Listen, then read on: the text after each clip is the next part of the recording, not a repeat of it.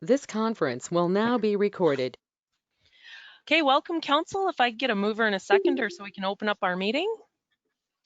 Peter and Belinda.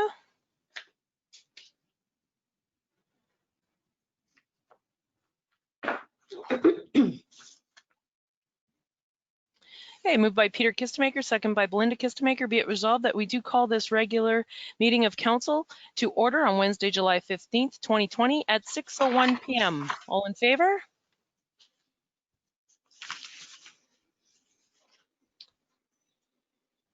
Drago, you're in favor? I saw Belinda and Drago, can you hear me? I don't think Drago can hear me.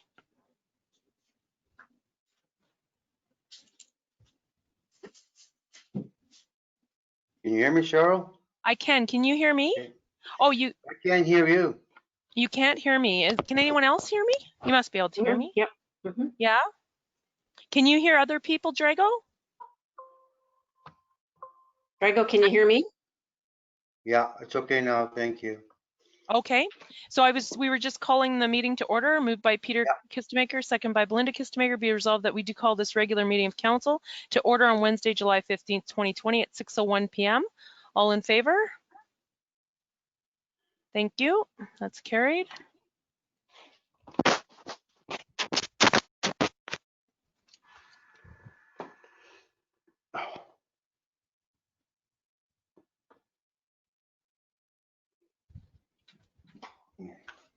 Okay, moving on to 3.1, and I was just getting a new agenda out. I just go off my iPad here because we do have an amendment to our agenda. So we're looking at two additions to our agenda, 16.2, the fitness facility, and 21.1, appoint clerk. So if I can get a mover and a seconder, please. Drago and Peter.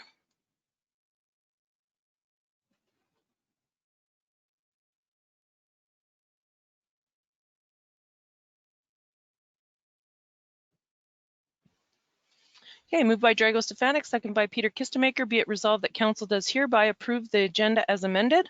All in favor? And that's carried.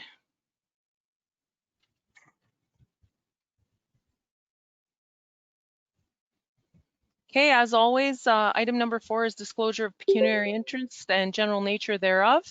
Declaration of conflict of interests. Councillors can do that now or any time during the meeting. Go ahead, Belinda. You're on mute. 21.6. 21.6, okay. So Gail, you'll copy that down for her and then we can have the form signed. Okay. Cheryl? Yes, go ahead. I'll be same thing, 21.6. 21.6, okay. And the same as that, there'll be a paper that you'll have to sign. Yeah. Okay, thank you for both of that. Go ahead, Gail. So the form, sorry, I grabbed the one. The form says I declare a conflict of interest on item number 21.6 of the agenda for the above noted meeting on, or on the topic of, for the following reason. So you would have to fill out the general nature of that reason. So what would you like to put there? We'll start with Belinda first. It relates to property being purchased, wanting to be purchased.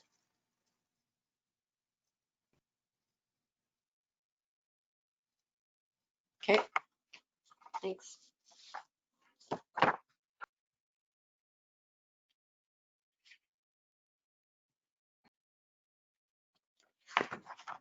And then we'll need one from Peter as well.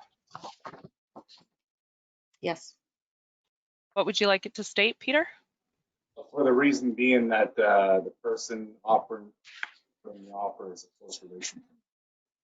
Okay.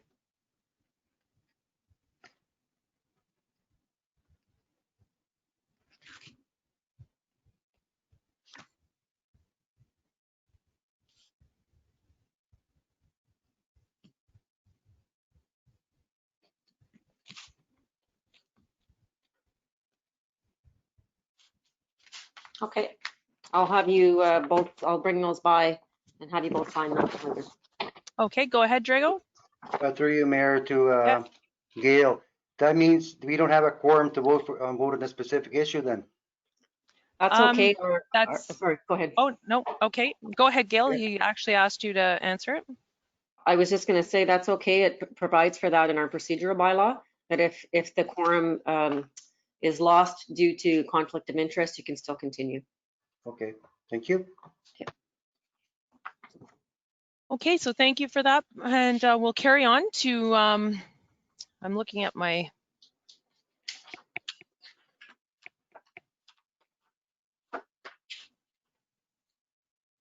okay, so now we're on to item number 5, adoption of the minutes. So we have several different ones here. I want to make sure I do them in order. So the first one that we're looking at is from Wednesday, June 3rd, 2020. If I can get a mover and a seconder, please. Okay, that's Peter and Belinda.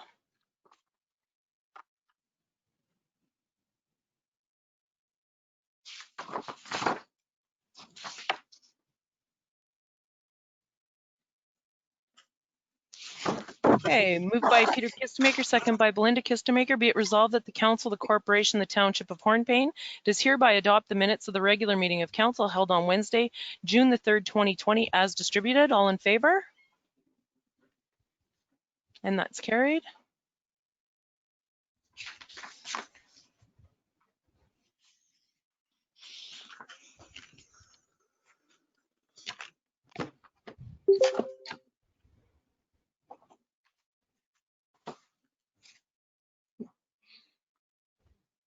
June 17th.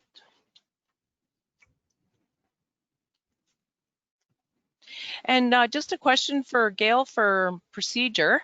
I was absent from the next meeting, but because I'm the presiding officer now, I can proceed on this? Yeah, you can, okay. yeah. Okay, so the next set of minutes is from Wednesday, June 17th, 2020. I need a mover and a seconder, please. Drago and Peter.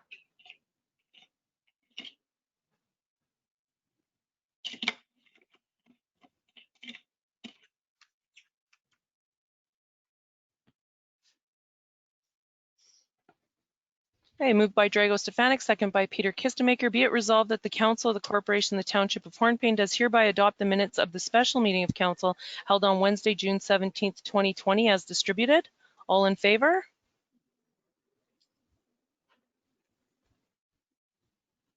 Belinda, I couldn't see your hand. Thank you. And that's carried.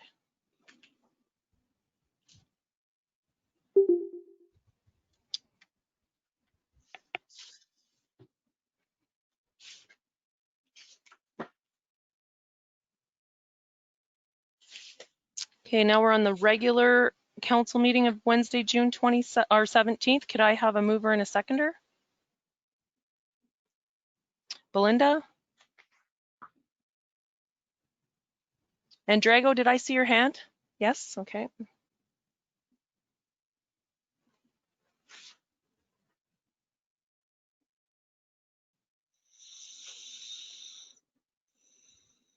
I just want to make a correction. I'm not sure if I did, but the resolution does say June 17th. For some reason, I have it in my mind that I had said 27th on the last one, but it does say the 17th. Moved by Belinda Kistemaker, second by Drago Stefanik. Be it resolved that the council of the corporation, the township of Hornpain does hereby adopt the minutes of the regular meeting of council held on Wednesday, June 17th, 2020 as distributed. All in favor? Okay, and that's carried.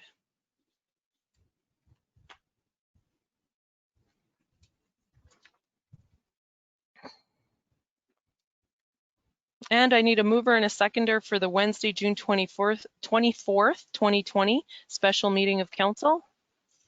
Peter?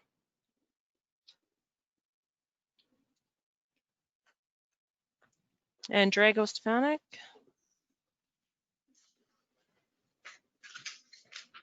And that's moved by Peter Kistemaker, second by Drago Stefanik. Be it resolved that the council of the corporation, the township of Hornpain does hereby adopt the minutes of the special meeting of council held on Wednesday, June 24th, 2020 as distributed.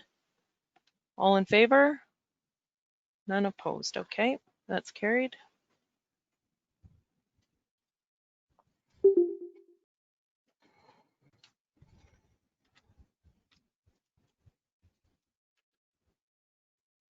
And our last set of minutes from July the 8th, the special meeting of July the 8th. If I can get a mover and a seconder, please. Peter, Belinda.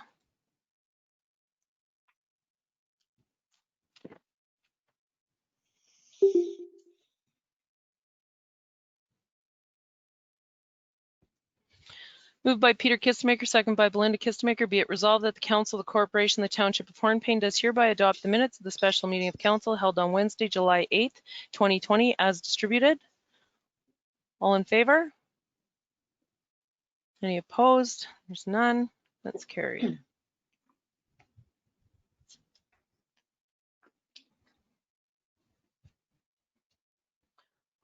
Okay, business arising from the minutes. Being none, we'll carry on. 7 deputation presentations, tender awards, and open discussion. And we do have a presentation. It's a recording, I believe.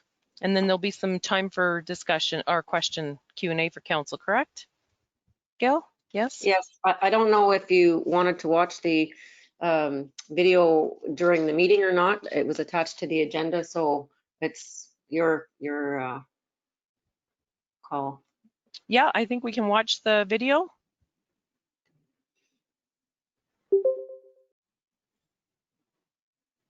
Now, no, Melissa, how do we get that organized?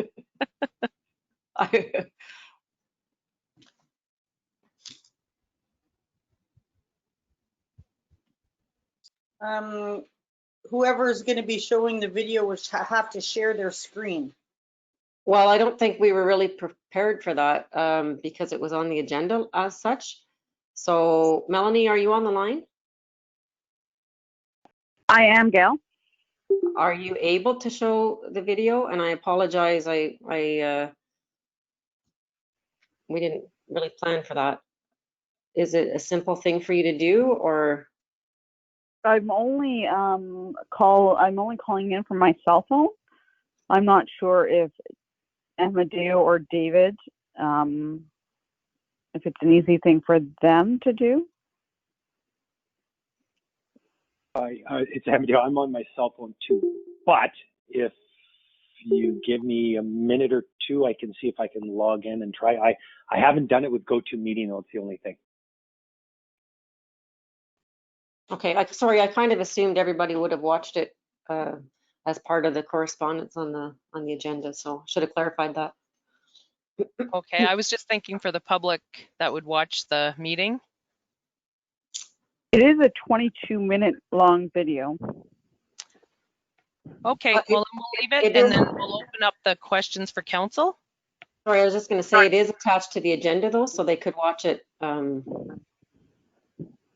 Okay, and can we put it with the link then too, Gail, when we put the meeting link? It could be in the box there as well, or in the meeting recording? It will be, I think, when, I don't know how you would do that, but Shannon, we can try and work that out. I'm not really sure how you would do that or not. That's not my forte, so we'll discuss that. Okay, let's move on then. I'm going to open up the floor for council to if they have any questions for Melanie, who's online, and Amadeus, who else is online. Thank you, Mayor Ford. Yeah, no problem. And do you have any comments or things that you'd like to speak to first? Well, I just wanted to mention that we also have David Pickett on the line. He's the NSRBN financial analyst. So he's available to answer any questions that Mayor, Council, or the public would have regarding any business specific related questions to our financial model. But I first wanted to start with thank you very much for having us attend the meeting. Does anybody have any specific questions? Or would you prefer that I start with providing an overview of the North Superior Regional Broadband Network? I know for myself, I'm pretty familiar. We could do that for the benefit of council and the participants. Drago, you have a question? Yeah, through you, Mayor. Through you, Mayor. I read the report, the excellent report, but I did not see a video attached to mine because it's lack of my knowledge on computers, I guess. But I read the report, which is a great report. Just want to let you know that. Thank you, Drago. Okay, well, why don't we just do a broad overview and of the plan, and I'll let you have the floor, Melanie. Okay, great. So I'll just start off with an overview, and I'll let David and Amadeo jump in where I might have left anything off. So my name is Melanie Pilon. I'm the Economic Development Officer in Dubreuilville. I'm the lead of the NSRBN. So the NSRBN has 10 members, of which Hornpain is a member. We have 5 municipal partners and 5 First Nations partners, stretching from Hornpain all the way down Highway 17 into Chapleau. So our goal is to build a broadband network in every community. So we have been working at this for 2.5 years. We have recently submitted a funding application to the CRTC funding program.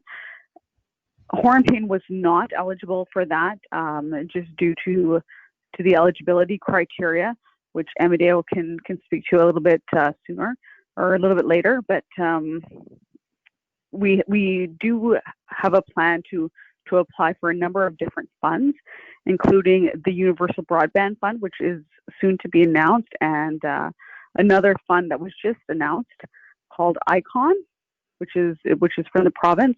Hornpain is eligible for that fund, so that's really good news, and something that I thought that Mayor and Council would be pleased to hear. This is a really great project. We have 4 phases, of which we've completed 2, and now we're just looking to secure our funding, and then our 4th phase is to do the project implementation, which is the actual build. Amadeo, David, did you want to jump in? Hi, it's Amadeo, and thanks for having us. So as part of the process, or Melanie, did you want me to jump into the model of Crown or anything like that with David? Or Sure. One thing, actually, if I could just back up, if I could rewind. The one thing that we are looking for in time for tomorrow is we are looking for every member community in the broadband network to kind of decide whether or not they are going to be a continued member of the broadband network. So we are looking for a resolution tonight from Mayor Council, whether or not they would like to be continued members and to continue supporting the broadband network. Okay, thank you for that. We do have a resolution on the table that council will discuss. Perfect. Amadeo, did you want to have a few comments? And welcome to our meeting. Sure, thank you. Thanks, Gail. Thanks, everyone. Thank you, Mayor.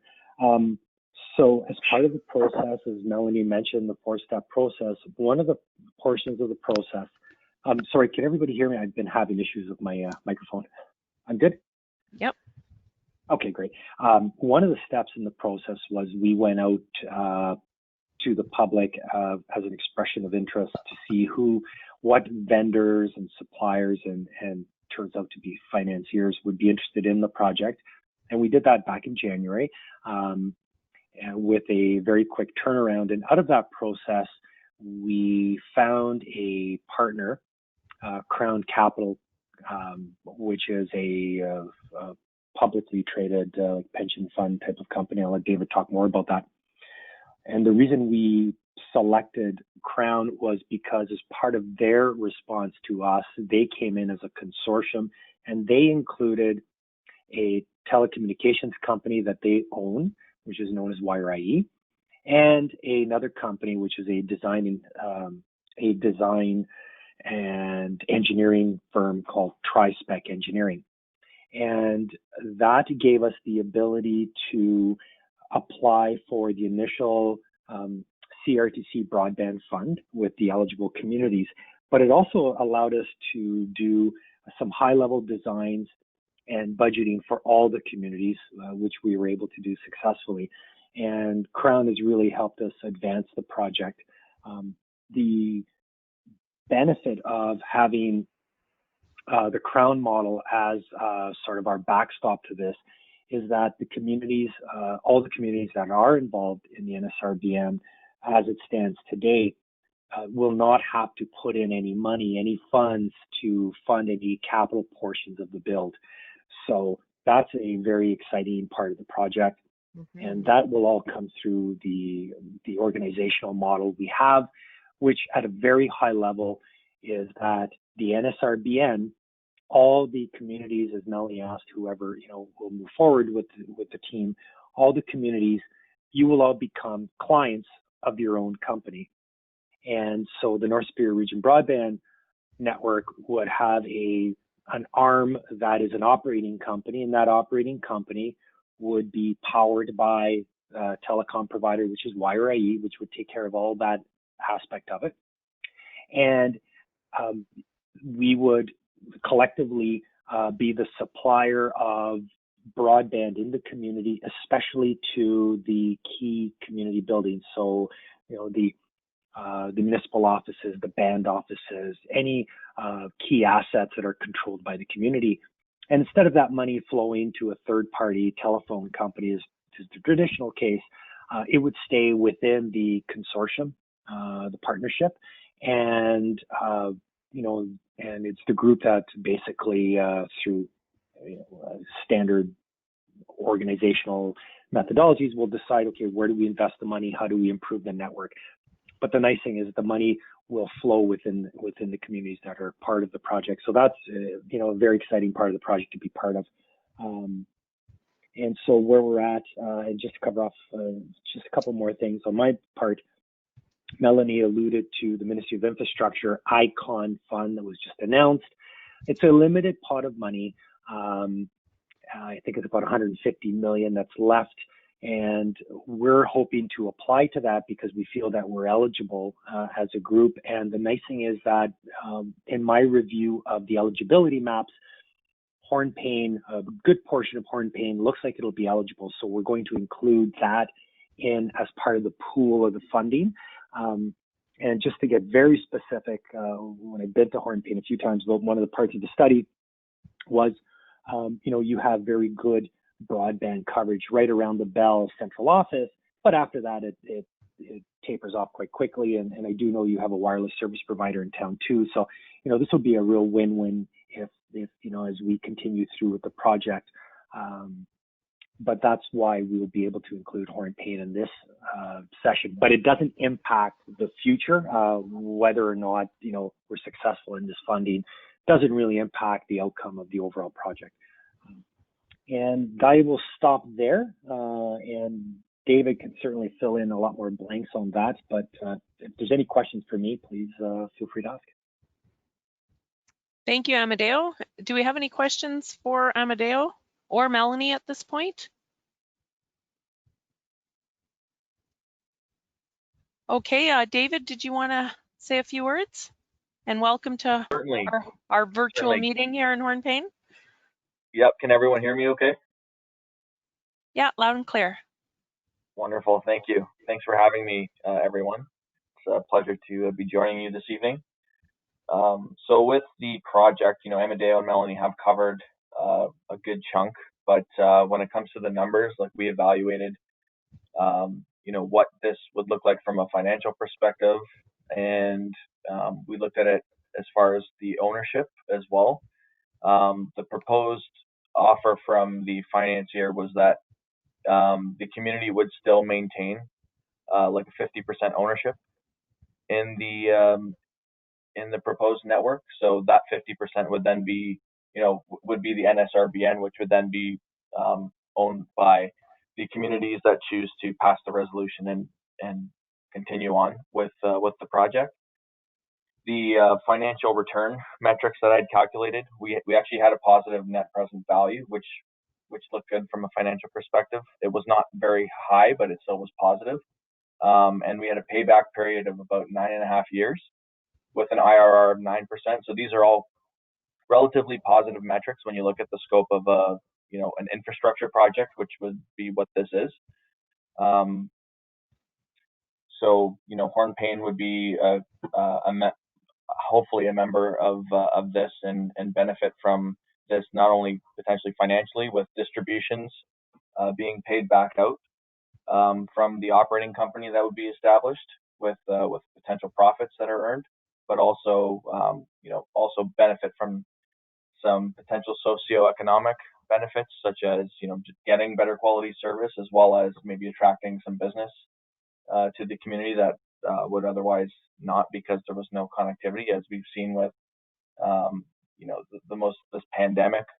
The ability to work remotely and have access to connect with suppliers and customers to operate your business is quite nice to have. It's a luxury for sure. So we're hoping to be able to build out that infrastructure such that an individual in a rural area in Northern Ontario could also benefit from having very comparable connectivity to someone in a suburb of a city like Toronto or Ottawa. I think what else I can add.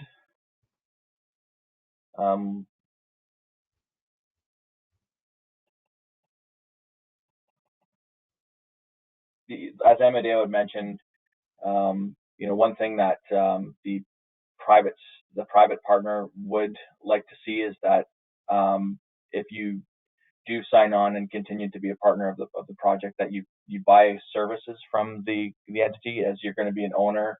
It would make sense to be a customer as well and purchase internet and phone services from the NSRBN. So that would be one thing that I think I'd spoken to different individuals from the various communities just to understand what the current telephone and internet costs were, such that if we needed to contract those with the new company, we at least had a baseline to work with, such that the new company could come in and displace those services from a Shaw or a Bell or an existing incumbent that wouldn't necessarily provide those other benefits within the community. So part of this project would be predicated on there being a commitment from each of the partners to buy services. And I think that's it, but I'm happy to answer any questions regarding some of the financial projections that we had, if anyone has any. Okay, thank you, David. Any questions for David? Yes, go ahead, Councilor Stefanik. Thank you, through you, Mayor. I'm curious to know, up to now, how much grants did you receive for either provincial or federal government? Number two question, how much are you banking on to receive further grants from the federal government, please? Thank you, Drago. I'm not sure who can answer that. David here. I could start, David? Okay. And then Melanie and Amadeo, please add on if I've missed something. So we've applied for the total project. We're looking at right now a cost of around, I think it's just over 8 million. Let me just look at the exact number. And that's to build quite a bit of fiber throughout the area, because we're talking 10 communities that span a pretty wide-ranging geography on the northeast side of Lake Superior. So we're basically just over, it's 8,039,000 roughly, based on some of our estimates, which have included dealing with the engineering firm Tri-Spec to cost out some of the construction, etc. So we've applied for a CRTC fund for some of the communities that were eligible, as Amadeo had mentioned. I think that was around 1.3 million. We are hoping to get another 1.7 in made up from other sources of funding. But one thing that I think is important to note, the private partner has indicated that whatever shortfall there may be from not receiving any of these funds, they would make up the difference. So, if it's an $8 million project, then I am confident that we will receive some funding from at least one of these sources. But if, worst case scenario, we did not, they would be prepared to fund the lion's share of the cost. Okay, thank you for that. Does that answer your question, Drago? Yeah, thank you. You have a good investor. I like to hear that. We'll find one of those for our community as well. Thanks. Any other questions from council? I just have one question about each partner where we have to buy services. What does that exactly look like? How does that roll out? Or is there room for negotiation as we move forward as a partner?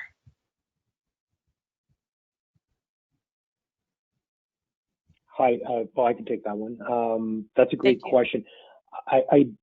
I would say that nothing today is carved in stone. The next step we're working towards is with our legal, the NSRBN legal firm, DD West LP, and fleshing that out with all the members. The important part is that when David did the calculations based on the designs that we did with TriSpec, it's based on the information each community provided and sort of offsetting, okay, the monthly spend was X dollars, and that would translate to being able to support the company in certain paybacks. But I would say that it's going to depend. We're still early days for that. The model is still progressing. It'll also depend on, I believe, David, you jump in, but it depends on how much public funding we get. But once we get further into it and we start sharing the real details of all the financials and how many communities are actually committed and in versus the build cost, I think we'll be in a better position collectively to answer that question. Was there a concern or is there commitments or something that brings up that question, or is it just more of a general question? Just more of a general question, just because we have created partnerships in our community already, just with this new Wi-Fi that's being provided. And I just don't want our community to think that we're going in different directions.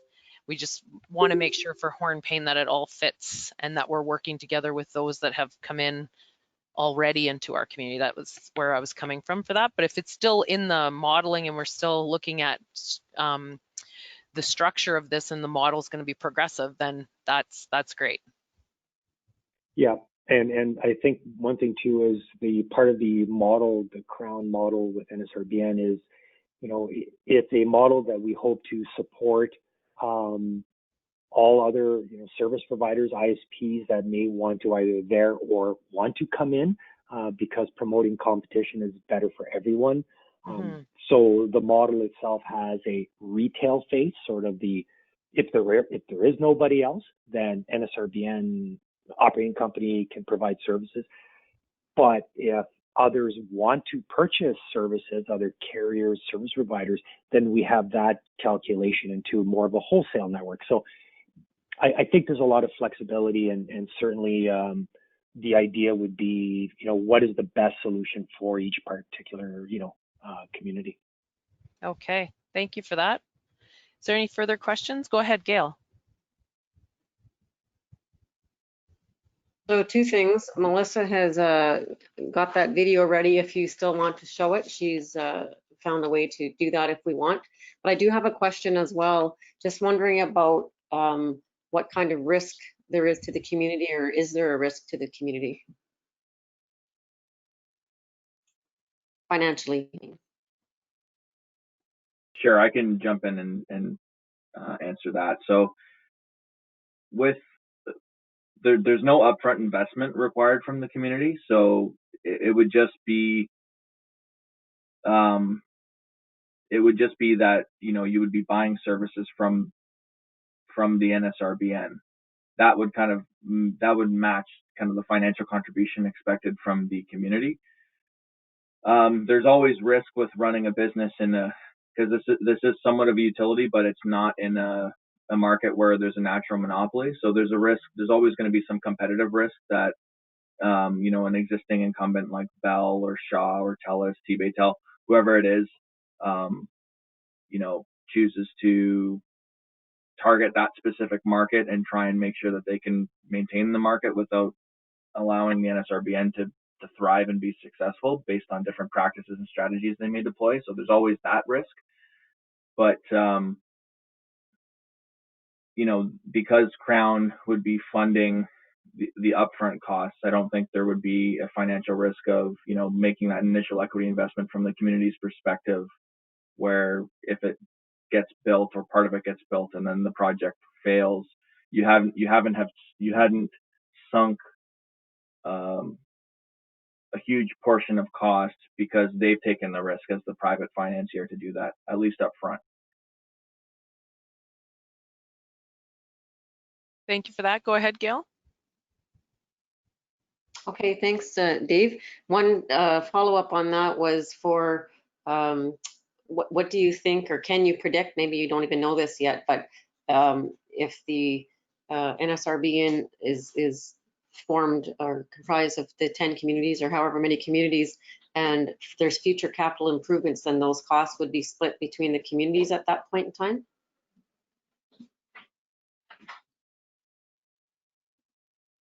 Yeah, so if there's plans to expand the network, the NSRBN would be the vehicle to do it. And if there's any retained cash in the business, instead of that being distributed, I guess the governance structure would be the 10 communities or the number of communities that choose to be owners of the NSRBN. So there would be, I guess you'd have a board and then they would vote on the strategic direction of how to spend that cash, whether it's capital improvements or distribution of dividends, or expansion of the network into another geography where, you know, we think there's a market to, you know, just build out more and connect more homes, whether, you know, there's new homes potentially being built in any one of the communities. It's all up for discussion within the governance structure that gets established. Okay, thank you. Are there any other further questions from council? Okay, I think we're going to pass on the video. We've had quite a discussion, and that video link will, thank you for that, Melissa, for figuring that out for us. I would like, there is a resolution for this on the table, if I can get a mover and a seconder. Peter?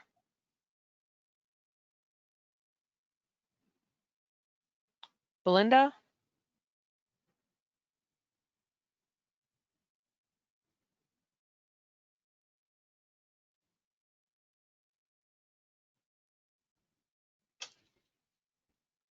Okay, so moved by Peter Kistemaker, second by Belinda Kistemaker. Whereas the Council, the Corporation, the Township of Hornpain has received the attached correspondence dated June 29th, 2020 from Miss Melanie Pilon, Northeast Superior Regional Broadband Network, Chair Project Lead with regards to the incorporation and next steps of the NSRBN. And whereas on November 7th, 2018, the Township of Hornpain entered into a collaboration agreement with other communities in the area to build a broadband network throughout the region. And whereas the NSRBN is focused on building a broadband network in every community to improve economic growth, resiliency, and improve access to health and education services. And whereas it is necessary for the member communities to enter into legal structures as required by funding agreements subject to approval of each member community, therefore be it resolved that the Council, the Corporation, the Township of Hornpain does hereby wish to support the organization and incorporation of the NSRBN and wishes to remain a member community. Any further discussion on the resolution? Okay, I'll put it to vote.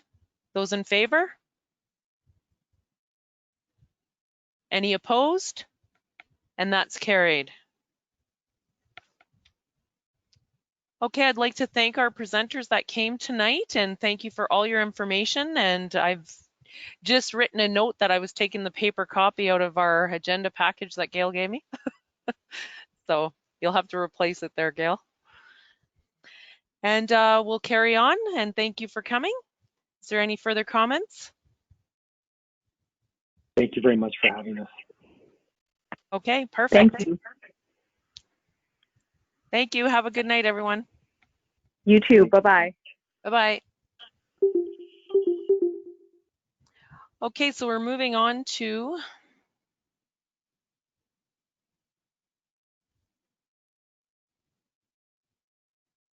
Managers reports. So if I can get a mover and a seconder, and then we'll open up the reports. Drago and Peter.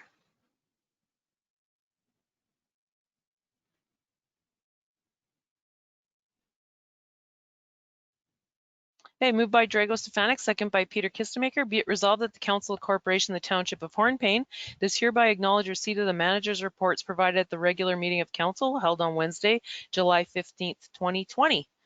And our first report is our our clerk staff report, CAO clerk staff report. And is there any questions on that or comments? Go ahead, Councilor Stefanik. Through you, Mayor, to CEO Gail. You mentioned that the Economic Development Special Project Assistant intern was hired. May I ask, is this official now? Who's the person, please? Oh, you're on mute, Gail. His name is Michael McDonough. He's originally from Australia, and he's been working in Canada, living and working in Canada for a couple of years, I believe. He did an exchange at one of the universities. Great. Number 2 question. I see you hired a casual administrative assistant to start training next week. And who is that, please, as well? That was Bonnie Moylan. Thank you. Number 3 item. I see the engineering firm, pardon me, for the arenas coming in. Wonderful. Do you know the timeline they'll be coming in, Gail? Not specifically. He said that he has to go up to Duberville in the next, well, now it would be in the next five weeks or so. So Right. when he comes up there, he'll come here, and he's not going to charge us anything for that. I was going to say that I really like the fact there's no cost to assess the facility. Thank you very much. Thank you, Madam Mayor. Thank you. Councilors Kistemaker or Kistemaker? Okay, I just wanted to give a shout out that we did hire. I had that on my notes. Where is it here? Just after 4 rounds, was it? Yes. Yes, so I'm glad we did get someone in. That's great. I'm glad there'll be somebody working with Stacy in that area. And congratulations to all the students that got awards. That's really good. Was it well received from everyone? They probably got smiles. Yep. Okay, so we'll move on from that report unless you have anything else to add to your staff report, Gail. Just that the reopening has gone very well so far, and everything's running smoothly. So happy to see that. Okay. Okay, so we'll move on to item 2 of the CAO clerk report, the biannual service delivery review. And I open that floor up for questions or comments on that. Go ahead, Councilor Stefanik. Through you, Mayor. Excellent report. Excellent report, Gail. Solid, well thought out. Shows the whole roadmap for the council. I appreciate that very much, and thank you. Thank you.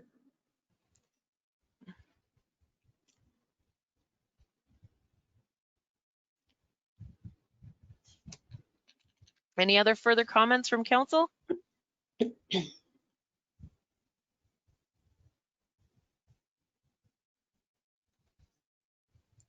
I just have one comment, Gail. Are you finding, I read your report and that we're still moving forward with these big projects. Is there any of the projects that you think we want to further timelines out, or that to try and manage everything that we're implementing? I know that we're looking at the possibility of maybe hiring another project manager. So yeah, I think if we're able to do that, and we're going to talk about that when we get to that section, but I think if we're able to do that, that will help a lot. Okay. Yeah. That's all my comments. Good job to all the staff and all the work that's put into it. And I'm keeping that copy too of the paper copy. You have the photocopier, so.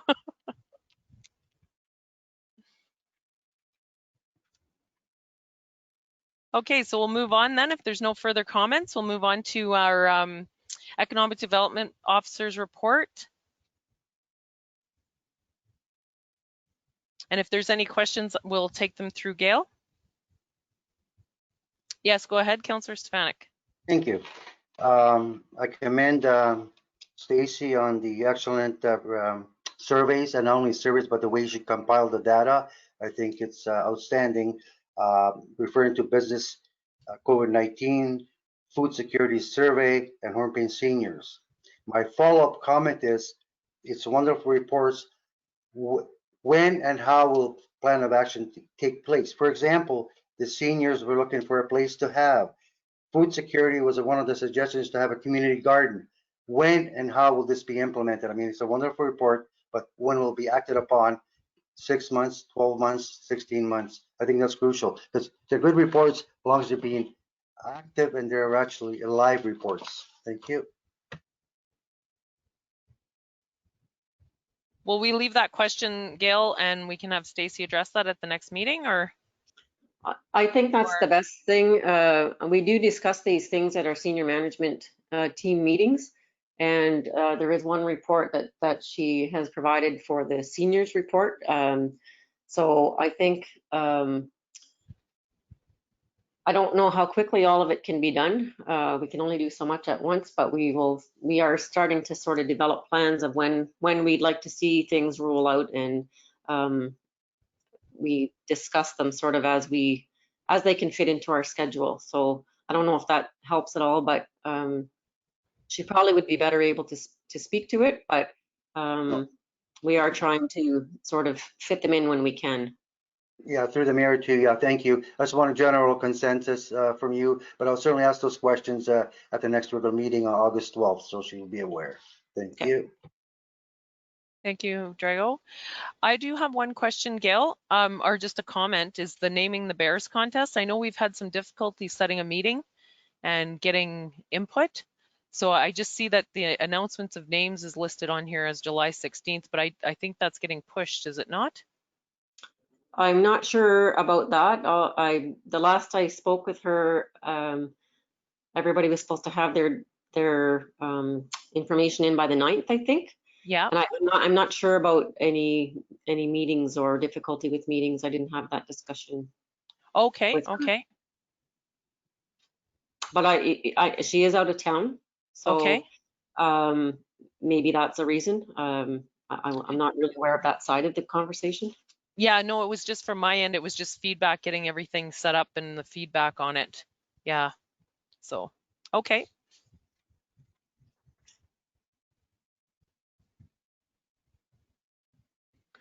Any other further questions?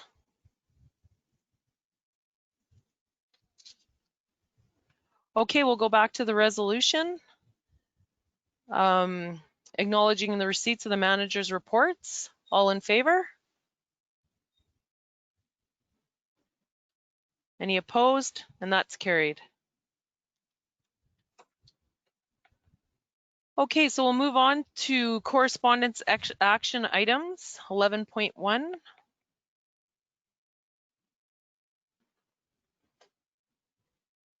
So I need a mover and a seconder for, this was the discussion paper for the OPP boards. We've had several discussions about this. Peter and Belinda.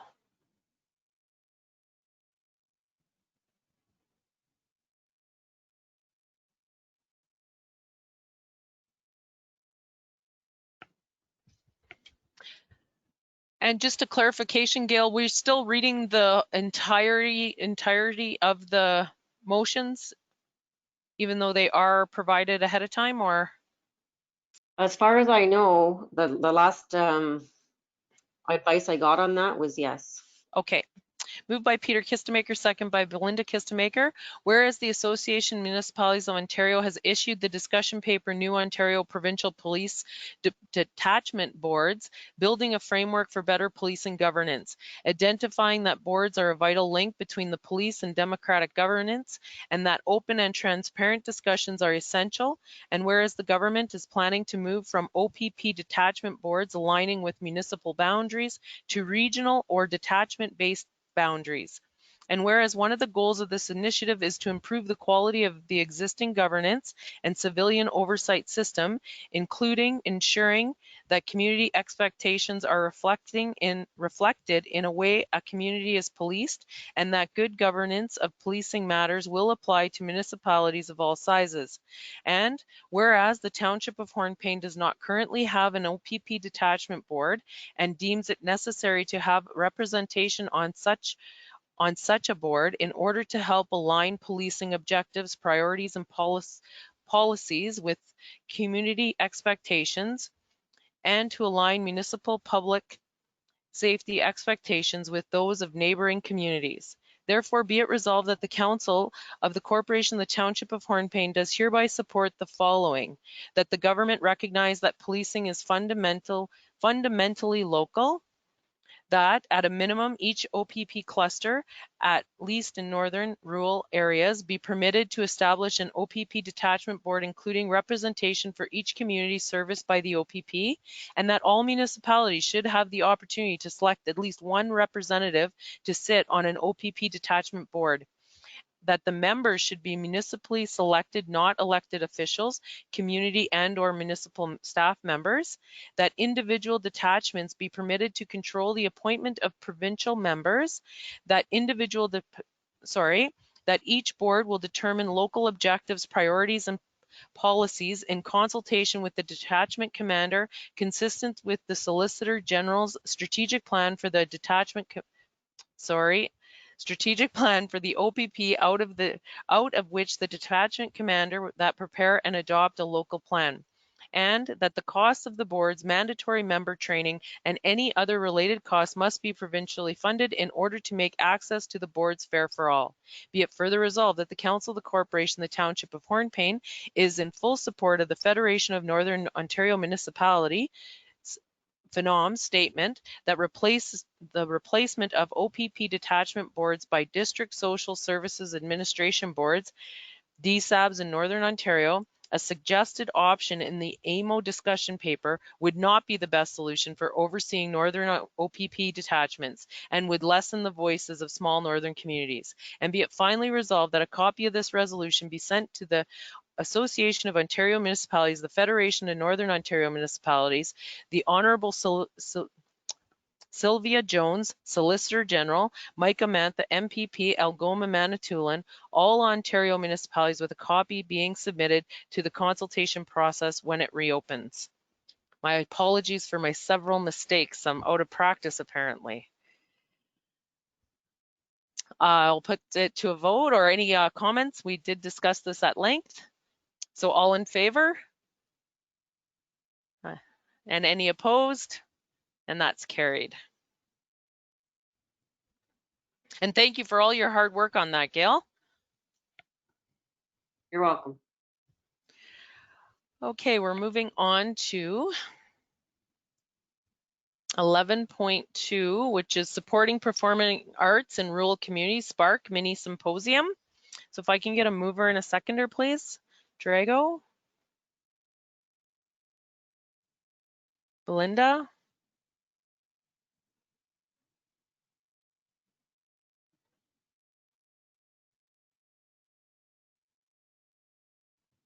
Moved by Drago Stefanik, second by Belinda Kistemaker. Whereas Sophia Perlman, creator of the Hornpain Community Arts Project, has teamed up with Support for Performing Arts in Rural Communities, Spark, and whereas Spark, who normally holds a 4-day in-person symposium each October, which has been rendered impossible due to COVID-19, and wishes instead to hold 9 simultaneous mini symposiums in various locations throughout the province. And whereas Spark, due to their partnership with Miss Perlman and their interest in the Hornpain Community Arts Project, has expressed an interest in holding one of the mini symposiums in our community. And whereas this mini symposium would culminate at the end of the planned Culture Days celebration in our community and bring artistic contributions and exposure to our residents, as well as provide an opportunity for artistic growth. And whereas Spark is funding the event and asks only for support in principle and help with connecting the local resources. Therefore, be it resolved that the Council, the Corporation, the Township of Hornpain does hereby support the concept of holding a mini symposium in Hornpain, subject to the precautions and limitations imposed by COVID-19, and welcome this interest in our community. Any discussion on the motion? No? Okay, we'll put it to a vote. All in favor? Those in favor? Okay. Any opposed? And that's carried. And I just want to thank Sophia Perlman and the Spark organization. I think this is going to be great for our community.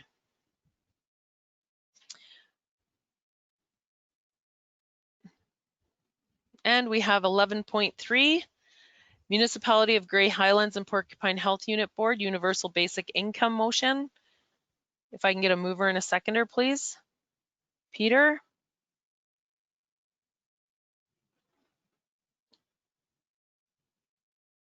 And Belinda?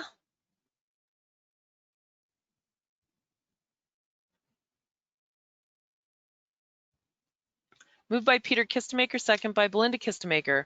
Whereas the World Health Organization declared COVID-19 a pandemic on March 11, 2020, pointing to the growing number of cases of the coronavirus illness around the world and the sustained risk of further global spread.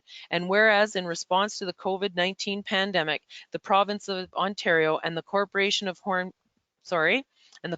the Township of Hornpain have declared a state of emergency under the Emergency Management and Civil Protections Act. And whereas Statistics Canada has reported that the unemployment rate has risen to 13.7% in Canada and 13.6% in Ontario in May 2020, and that the COVID-19 pandemic has impacted the employment of 3.1 million Canadians from February to April, and that the lower wage earners, women and students, are being impacted disproportionately, and whereas the federal government has announced $82 billion in relief funding for the COVID-19 economic response plan, utilizing tax deferrals, subsidies, loans, and credits to support citizens, businesses, and industries. And whereas according to the 2018 Parliamentary Budget Office report, a Canada-wide basic income of the type previously piloted in Ontario would have an annual net cost of $44 billion. And whereas a basic income ensures everyone an income sufficient to meet basic needs and live with dignity regardless of work status. And whereas a basic income has the potential to improve individual physical and mental health, labor market participation, food security, housing stability, financial status, and social relationships, and generally raise the standard of living for vulnerable members of society.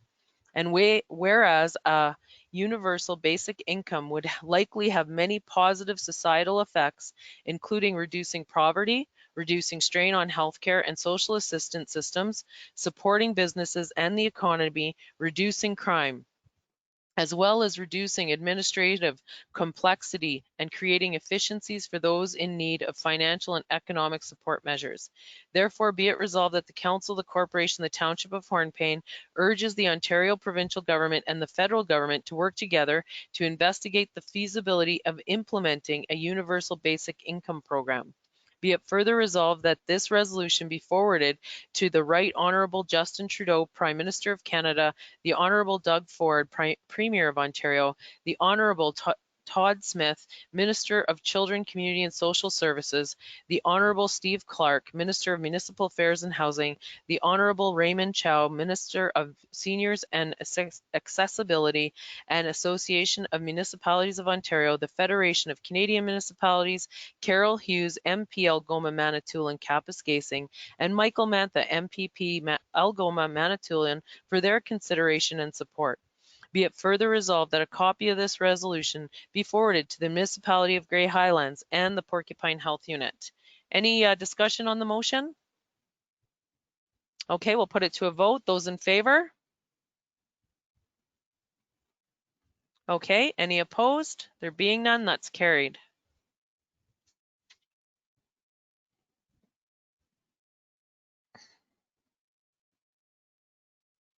And we're on 11.4. If I can get a mover and a seconder This is for the COVID-19 business survey report. Peter?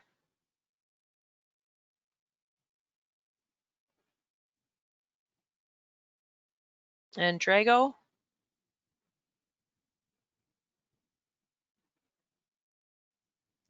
Moved by Peter Kistemaker, second by Drago Stefanik. Whereas COVID-19 is having unprecedented major impacts on the global economy, and the Council of the Corporation, the Township of Hornepayne, commissioned the Hornepayne Economic Development Corporation, HEDC, to complete a COVID-19 business survey for the community under the Community Betterment Project to assess the impact of the virus on local business entities.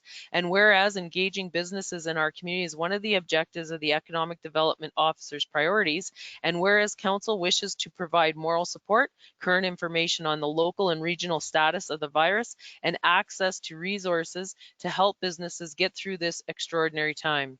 Therefore, be it resolved that the Council of the Corporation of the Township of Hornepayne does hereby acknowledge receipt of the Hornepayne COVID-19 business survey report and commits to further review and consideration of the suggested recommendations.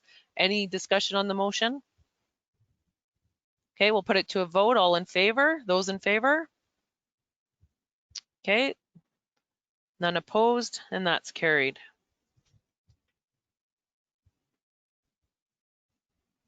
And I need a mover and a seconder for the food security, please, of 11.5.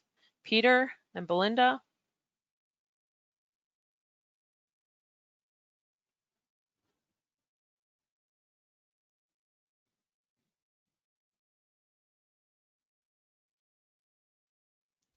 Okay, moved by Peter Kistemaker, second by Belinda Kistemaker. Whereas the Council of the Corporation of the Township of Hornepayne commissioned the Hornepayne Economic Development Corporation, HEDC, to complete a food security survey for the community under the Community Betterment Project. And whereas the purpose of the survey was to gauge the level of food security in our community and to solicit ways in which to address identified issues. Therefore, be it resolved that the Council of the Corporation of the Township of Hornepayne does hereby acknowledge receipt of the Hornepayne Food Security Survey and commits to further review and consideration of the suggested recommendations. Any discussion on the motion? Okay, we'll put it to a vote. Those in favor? And none opposed, that's carried.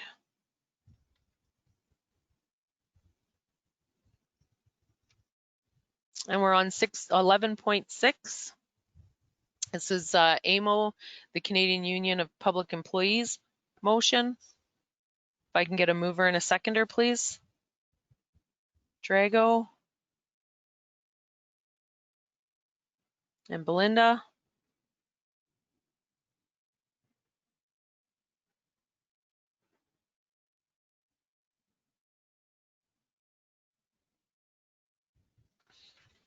Moved by Drago Stefanik, second by Belinda Kistemaker. Whereas the Council of the Corporation of the Township of Hornepayne has received a copy of the correspondence of the Honourable Premier Doug Ford from the Association of Municipalities of Ontario and the Canadian Union of Public Employees, requesting immediate federal and provincial assistance for municipalities. And whereas Council is in agreement with the contents of the letter, those being revenue losses and increased costs of delivering services due to COVID-19 will result in operational shortfalls in municipal budgets in 2020 and 21, measured in the billions of dollars. And these shortfalls are already resulting in mass layoffs and significant service reductions, and without emergency financial assistance, these shortfalls will result in significant property tax hikes, service cuts, and the deferral or cancellation of capital projects, which will undermine Ontario's recovery and confidence in Ontario's economy. And whereas Council, along with AMO and QP, share a strong and common interest in the financial sustainability of municipal government and in protecting publicly delivered services and jobs.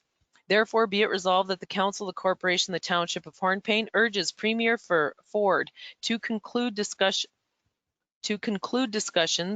with the Government of Canada productively and promptly, and to implement a program of emergency financial assistance as soon as possible.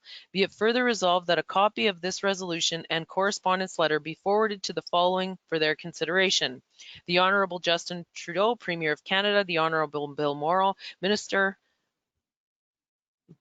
Minister of Finance Canada, the Honorable Chrystia Freeland, Deputy Minister of Canada, the Honorable Steve Clark, Minister of Municipal Affairs and Housing, Ontario, the Honorable Rod Phillips, Minister of Finance, Ontario, the Honorable Peter Benedafidel, sorry, I'm not saying the Beth Lafferty, Labor and Training Skills, Carol Hughes, MP, Algoma Manitoulin Kapuskasing, Michael Mantha, MPP, Algoma Manitoulin, President Bill Carson, Federation of Canadian Municipalities, Mark Hancock, President, the Canadian Union of Public Employees, Brian Rosborough, Executive Director of AMO, Jamie McCarthy, President of AMO, and Fred Hand, President of CUPE Ontario. And my apologies, I tripped over Bill Monoro's name. I was thinking of another minister that's currently not at Ontario government anymore. Anyway, we'll put any discussion on the motion. Okay, we'll put it to a vote. All in favor, or those in favor? And none opposed, that's carried.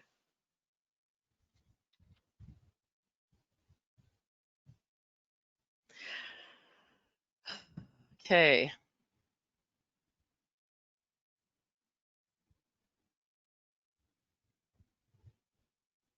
And 11.7, demand the right coalitions, Ontario municipalities.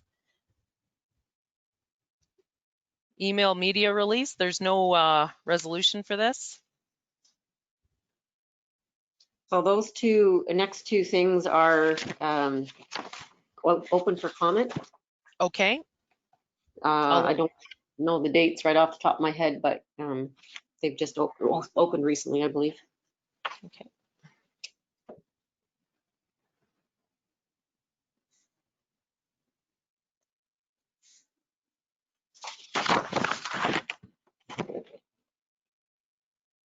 There we go.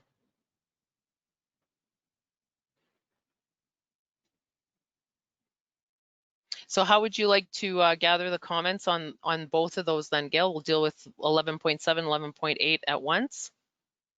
So if council has any input, if they'd just like to email it to me, I'll compile the information and, you know, maybe within a couple of weeks or something. Well, you know what, if you can get it to me by the end of July, I'm back from my vacation beginning of August, so that would be good timing.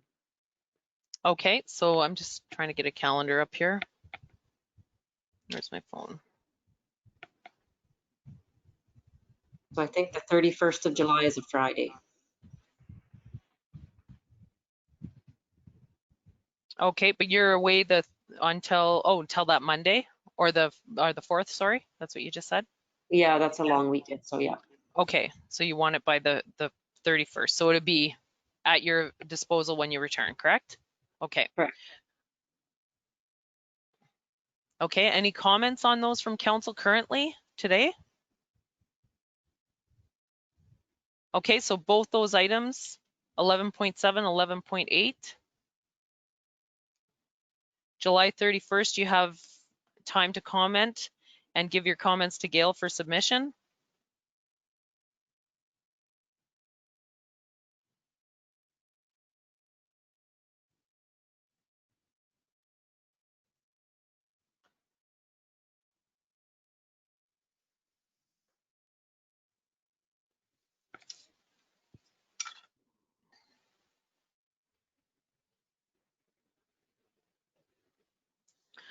Okay, moving on then, we'll go to 12.1. I'm going to read if I can get a mover and a seconder for this whole information package portion first, and then we can open the floor up for any discussion that people have. So if I get a mover, Peter. And Drago, did I see your hand, Drago? Yeah.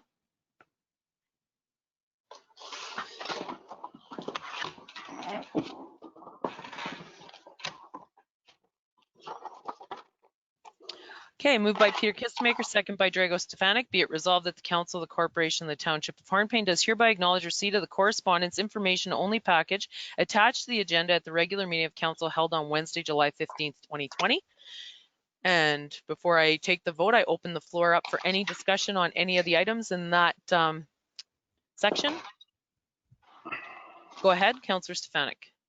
Through the mayor, item number 12.4, Water Agency. Their budget from January 1st, 2019 to December 31st, 2019. Looking on the salaries, you really stood out. They were over by $42,000 plus. Does anybody realize what happened there? That's a massive amount of salaries and benefits.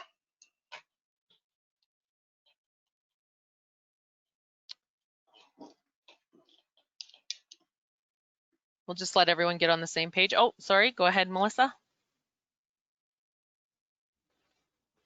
I talked to Aqua about this, and Aqua said it's just the way that the staff codes their work, so that they just coded it more at the water, at the wastewater, or at the water treatment plant compared to the wastewater. So It makes sense. Yeah, I wasn't aware of that, but thank you. It just stood out. Number 2 item, Madam Mayor, I'm looking at 12.6. Thank you, Melissa. 12.6, 12.6. Okay. I asked Gail to photocopy that for me. I think this is really crucial to look at. It's leveraging innovation and recreation facility asset management. The fact we have 2 old facilities, meaning the arena and the curling club, this is through OGRA and also through ORFA, Ontario Recreation Facility Association. I read about 4 or 5 times. I think maybe staff, administration staff, look at it. It said you don't have to reinvent the wheel, but there's some good data there because you put everything on a timeline. It's asset management. There's a lot of things we'll be breaking down next 5, 8, 10 years. So highly recommend through you, Mayor, to staff, when you have a chance, I would say in January, to look at this very seriously because there's a program for you could plug in your numbers, plug in your facilities, your equipment, and it's a great program. Thank you. Okay, thank you, Drago. Do you have any comments on that, Gail? Yeah, just that's something that we can discuss at senior management team level, and that's good timing, Drago, better than now for sure for us, but I think it's also a good idea. Okay. Thank you, Drago. And is there any other comments on the information only section?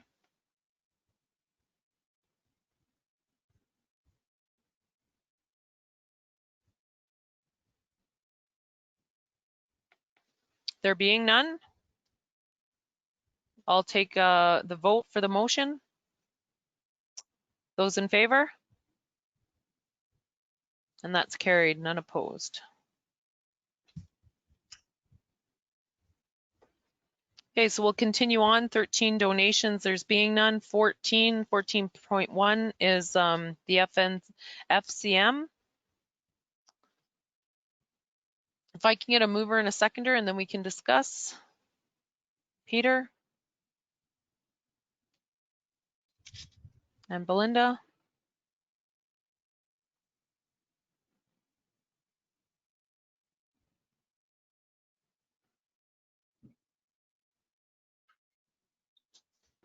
Moved by Peter Kistemaker, second by Belinda Kistemaker. Be it resolved that the Council of Corporation of the Township of Hornpain does hereby approve the expenditures to be incurred by the following to attend the Federation of Canadian Municipalities, FCM, 2020 Sustainable Communities Conference, Tuesday, October 20th, 2020 to Thursday, October 22nd, 2020 through a virtual format.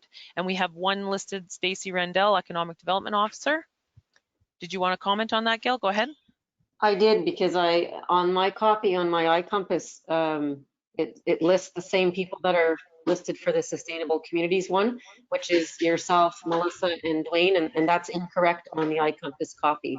It is Stacy and then room for another, as your paper copy does. So I don't know what happened there, but I made a mistake, I guess, when I was copying and pasting. Okay, yeah, I do have the correct copy that I'm filling out and that I read.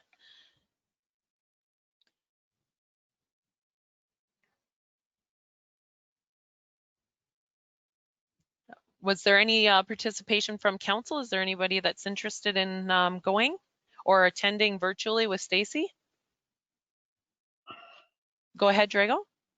I really like to do that, but I'm not, again, due to my circumstance, Oh, I'm not sure. I'm hoping with the next week I'll know what the hell is going on. So if no one else fills in, or somebody fills in but can't go, I'd be glad to be part of it if I can.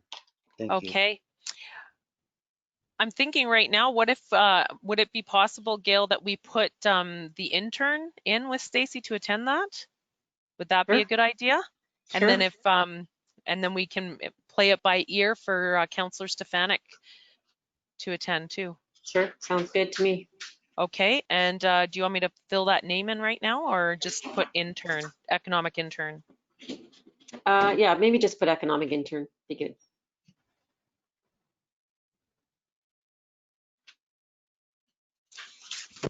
Yeah, it might be a really good conference to have two people sitting so you can kind of discuss where everyone's going at for this recovery we're going to be entering into. So I've added, oh, sorry, go ahead. Do you have specific dates for that? No way. Yeah, it's Tuesday, October 20th, 2020 to Thursday, October 22nd, 2020. And it's going to be held virtually.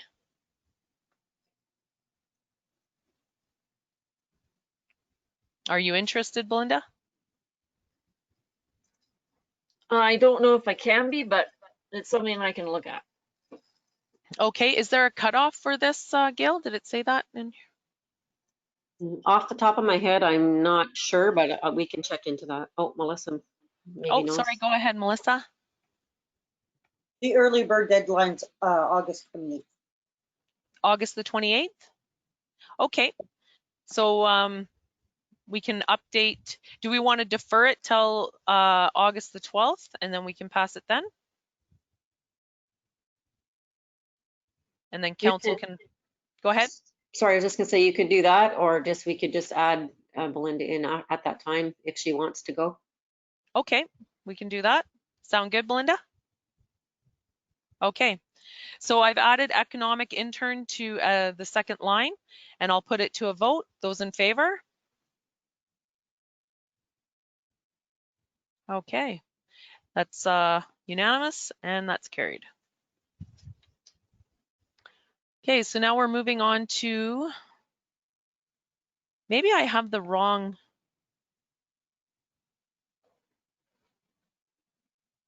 There are two FCM conferences or trainings. Yes. Okay. I thought maybe I had the wrong order, Gail, but I don't. Okay, so now we're on the second 14, it's actually 14.1. Or sorry, 14.2. Shannon's shaking her head, yes. Am I on the right page here?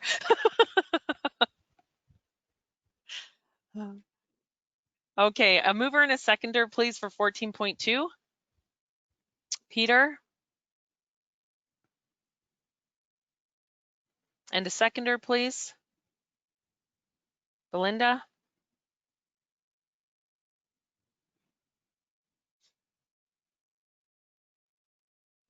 Okay, moved by Peter Kistemaker, second by Belinda Kistemaker. Be it resolved that the Council of the Corporation of the Township of Hornpain does hereby approve the expenditures to be incurred by the following to attend the Federation of Canadian Municipalities, FCM, Association of Municipalities of Ontario, AMO, Municipal Asset Management Program commencing August 2020 to September 2021 through virtual and in-person sessions.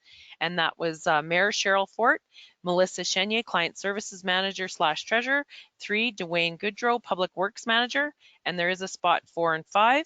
Be it further resolved that expenses will be minimal due to the cost of the course being covered by the organizers. Any discussion on the motion? Okay, was there any other interested participants? There being none, I'll put it to the floor for a vote. Those in favor? Okay, and that's carried. There's none opposed.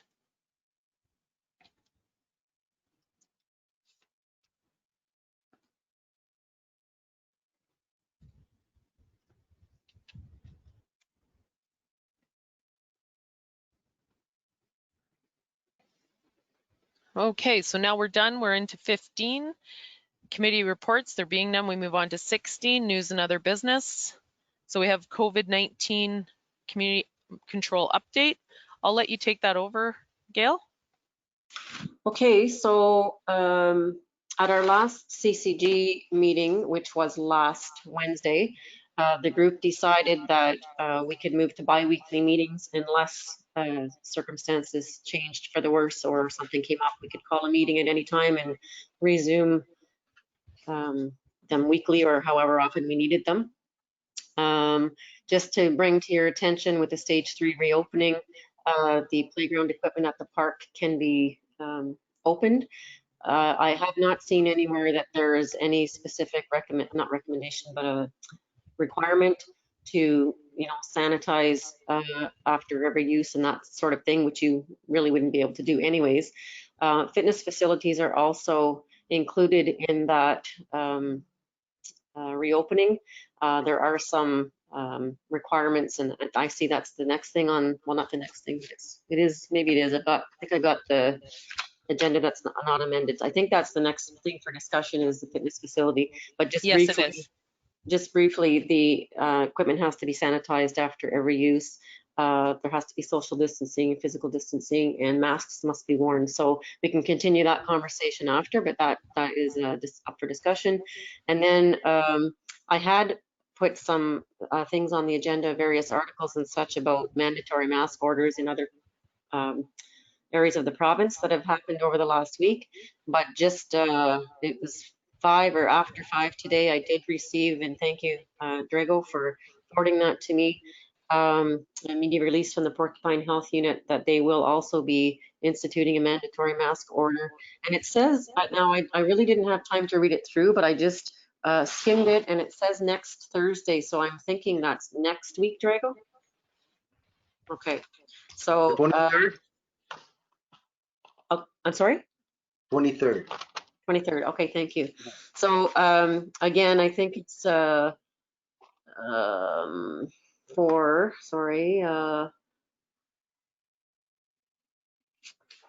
I can find the, I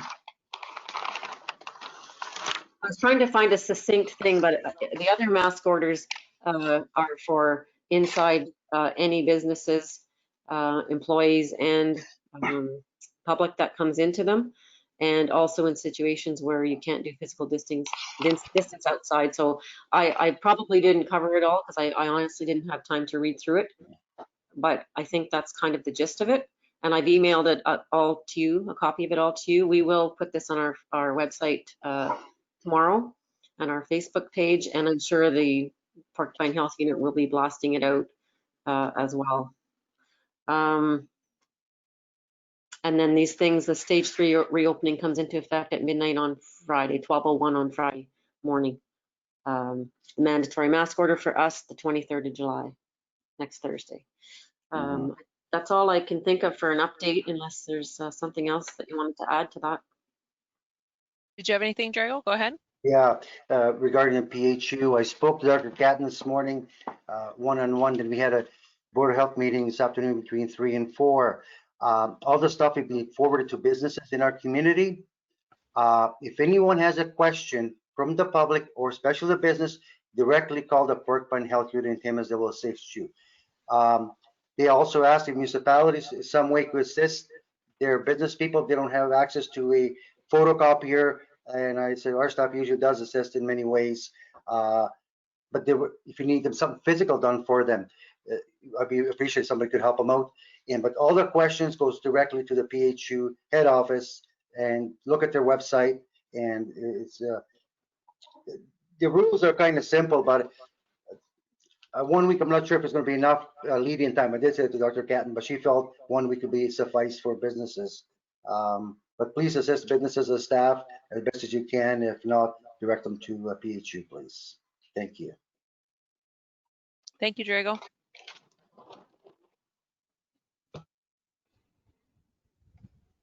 So there's nothing forward or anything further on that? Okay. Not for me, no.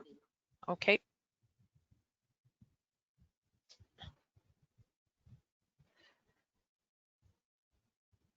Okay, so we'll move on to our next item, which is the fitness facility 16.2. Did you want to speak to that, Gail? Yes, so we discussed this at our senior management team meeting this morning, and I think probably everybody would agree that we wouldn't be able to open up the fitness facility under the same circumstances that we normally operate, because there would be no way, it's not staffed, so the equipment would, it's our responsibility to sanitize it after every person uses any piece of equipment, and it's not staffed, so there would be no way of ensuring that wasn't done. There would be no way of controlling how many people went in at a certain time, and no way of controlling or ensuring that people were physical distancing. So, and I apologize, I left my notes at the office from my meeting. I thought I had them with me, but if I forget anything, maybe you guys can chime in. So there were a few things that we thought about. One of them was we could staff the facility for a certain number of hours a day. Just out of the top of my head, just saying, say 12 to 8. That person would be responsible for, we'd have to have an appointment system, I think, and even if you had 3 or 4 at a time or however many could fit, I think it would be done by appointment, and that person would be responsible for sanitizing the equipment after people have been using it. And then for funding that, if that's the way council wanted to go, we had thought of 4 options. Melissa, you might need to help me out. I'm struggling with this one right at the moment. One was to use our COVID-19 funds. The other one was to take money out of the furniture and equipment that we planned on buying more furniture and equipment this year, or to take it out of the arena reserve or the fitness facility reserve. Or to increase, like put a surcharge or something on the user fees for, because it might only be 10 people that use it. So I don't know. I kind of feel like it's not something that we want to keep closed in one sense, because I think it's important for people for their exercise and their mental health, but we have to really find a good way of managing it and keeping control of that, because the liability is going to be on us. Any discussion from council on that? Go ahead, Councilor Stefanik. Thank you, Madam Mayor. Through you. Number one, I think it's a good idea because I think there'll be a fair turnout, in my humble opinion. Number two, according to PHU policy, that was sent out today, if you're exercising, you do not have to wear your mask. So we're very clear on that. So we still have to keep the physical distance of 6 feet or 2 meters. So that's really crucial. Once you finish your bench press at 350 pounds, you have to put your mask on. But while doing activity, no, you do not have to. But I like the idea to open it up, please. And I like the COVID-19 fund. I think we should reflect it in that. And if there's some funds coming from the ministry, nice to have. Thank you. A question on the staff that would be employed there. Would we be able to utilize them in other areas of the arena when that facility, if there's no appointments or anything like that happening at the time? Like I'm concerned that if it's an 8-hour window, it wouldn't be fully used. Yeah, I don't know what the answer really is, and I mean, I'm sure yes, we probably could do that. We haven't really had much chance to think about that, but it's certainly something that could be, and I'm sure they'd rather not just be sitting there either. I'm sure they'd rather be busy. Right. So we could work with that on that, Dwayne, and come up with some work, I'm sure. And I don't know, those are hours I just kind of picked out of the top of my head. I'm not sure. We'd have to see maybe what the heaviest usage, the most popular usage times were, and, open at those times. Right. Go ahead, Melissa. We were thinking at our senior staff meeting this morning that we could utilize this, some of the summer students until the end of August anyways. Okay. So they would kind of rotate in there, sort of? Okay. And we'll, like the staff themselves would have to wear the masks the entirety of the shift in there, correct? Like that sort of, okay. Sorry, I Okay, keep go muting ahead. myself, yes. Okay, go ahead, Belinda. Would this be something to keep closed until at least September to see what's happening, see what's going on everywhere else type of thing? Are we rushing? I don't know. Like, I don't know if I feel good about opening it right now. I don't know. What's your main concern, Belinda? It's just that you're in a small arena where the facility is, it's small. If you're limiting it and if you're monitoring it, okay, but it's still a small space. When you take off that mask, and I don't know, it's I have some doubts about it. Okay, go ahead, Peter. Thank you, Belinda. I think it'd be okay to open it as long as, like Gail said, by appointment and limiting the numbers. I like the idea of using summer students at least till the end of August. After that, the pay rate goes up to town employees, and that was my biggest concern with how. Okay, I missed the tail end of what you said there, Peter. I'm sorry. I got the use like opening and with utilizing the students, and I missed the. Can you hear me now? Yeah, I can hear you now. Just I agree with what Gail's or what Melissa mentioned was the suggestion of utilizing the students because of the cost, and possibly what you were mentioning, utilize them in the arena when there's nobody there. But after that, it would just have to be careful what funds we give for this.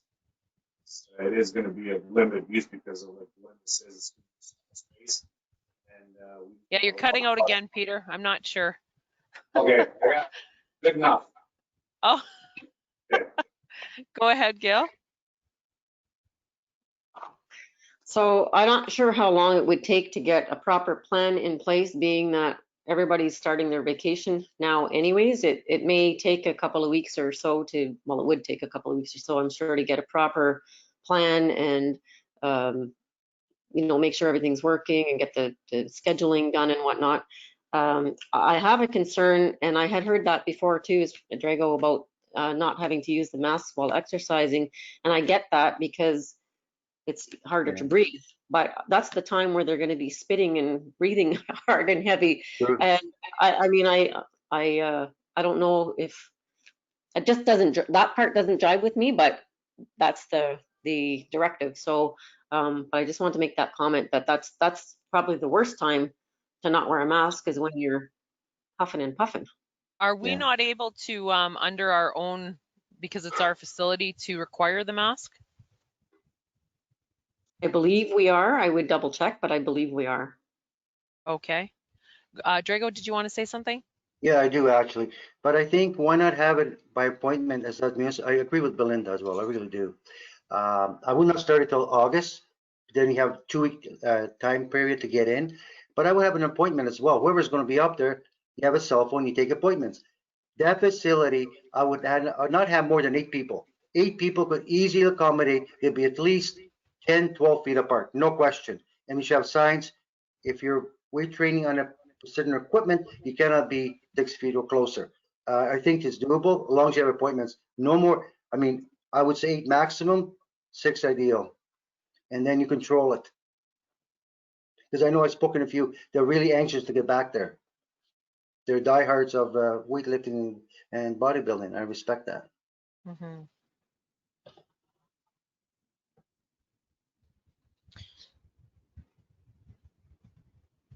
So do we want to have a date in mind for the reopening? Do we want to shoot for the first week of August or the last Friday of August?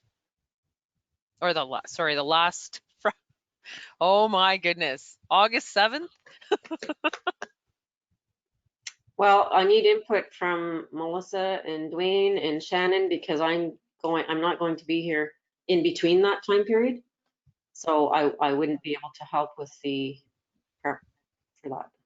Okay. Oh, do you have a suggested timeline in mind already, Gail? I didn't really think of a timeline. We didn't really talk too much about the specifics. It was just a matter of we wanted to get council's input on the general thought of process of, do you want to open, do you not want to open? We were of the general feeling that we did want to open, but we didn't put too much time and effort into it until we knew if we were going to move forward. Okay. I don't know, Blaine or Melissa, if you had anything in your minds, but no. Okay, so basically you're looking for a general consensus of council of whether we want to open it or not, and then a plan could be put in place? Okay. Yes, So please. from council, I think I'm seeing a general consensus to open with the guidelines put in place to ensure the client safety and the safety of our staff. August 3rd, Madam Mayor? Well, you know what? I'm thinking maybe that we can leave that up to the senior I management agree, staff. 100%. And they can All just, good. yeah. 100%.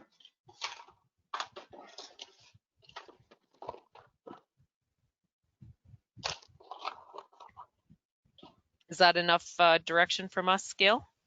I believe so, yes, thank you. Okay, great.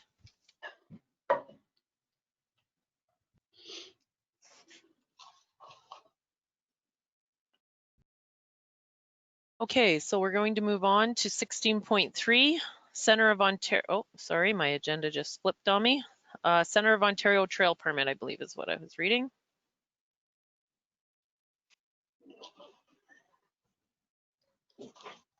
Trail Work Permit, sorry.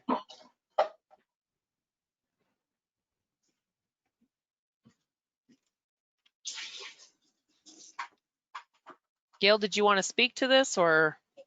Yeah, I just wanted to say that we, since we applied for the extension, which it doesn't say it's an extension, but essentially they issued another one because we asked for an extension.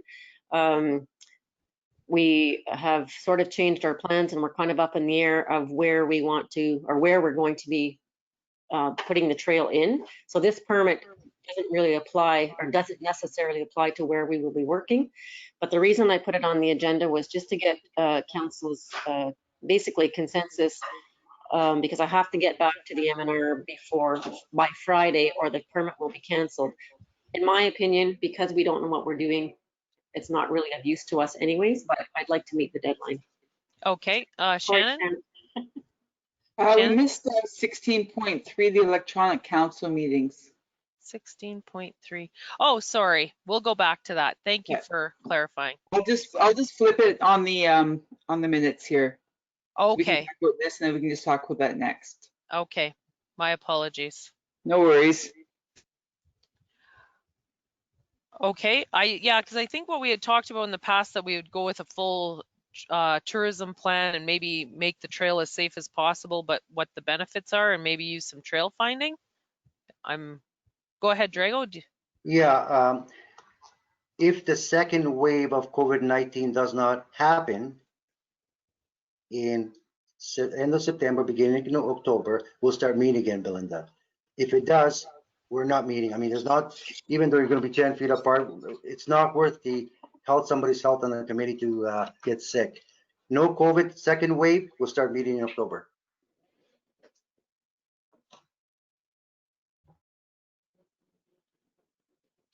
Go ahead, Gail. Yes, and you're right. One of the things we did talk about was teaming up with Destination Northern Ontario, I think it was, and can't remember, Pat Forrest, I right, think who it was, to do this type of thing, and they would help us determine what the best and safest place would be. And one of the options that we had discussed preliminarily was possibly coming in off the highway, which would then mean an MTO permit and some, plans for parking and all that kind of stuff. And I have had, and I don't remember if anyone else was on the call with me, but I have had an initial conversation with the MNR about that. And again, he just reiterated that we would need a permit, and it would take a bit of coordination between the two ministries and that type of thing. So I don't really think this work permit is what we need right at this point in time. And I'd just like to be able to, go back to them and say, I'm sorry, we've changed our plan. We're working on something else now, and thank you, but we'll apply when we're ready or something like that. Right. Okay. Sounds good. Okay, so we'll move on now to 16.3, electronic council meetings.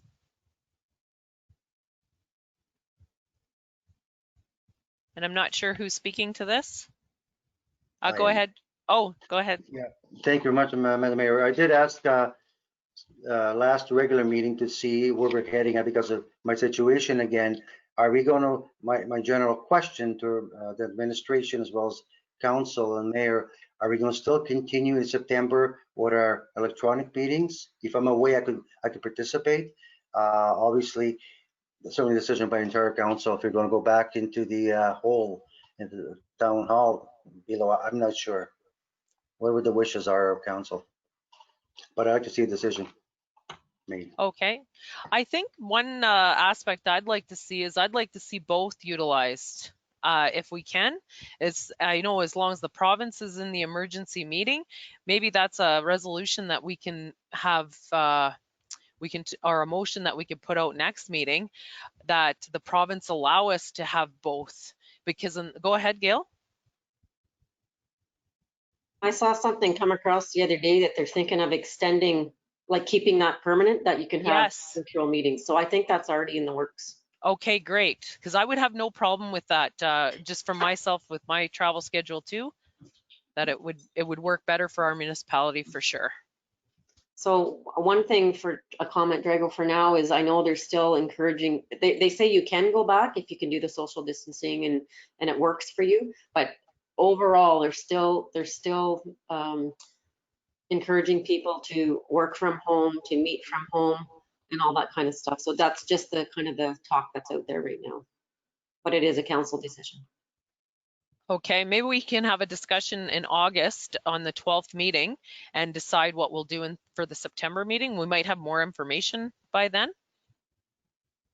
And we'll see what happens with the province. We'll see how the opening up of the province, the majority of the geographical province being opened up this Friday, to see maybe how that rolls out over the next 3 weeks. And we'll have up-to-date information on the 12th. Sound good, Council? So can we just transfer that item to that meeting? Yep. Is that good with you, Drago? Yeah? Okay. Okay, now we're moving to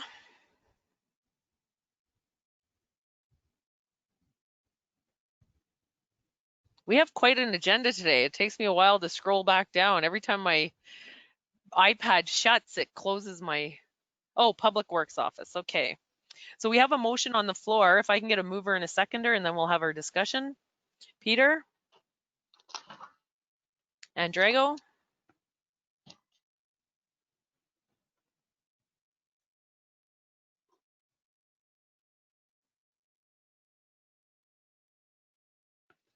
Moved by Peter Kistemaker, second by Drago Stefanik. Whereas the Council of the Corporation of the Township of Hornpain has deemed the Public Works Office building located 18 Becker Road unsuitable for use and has placed this facility up for surplus.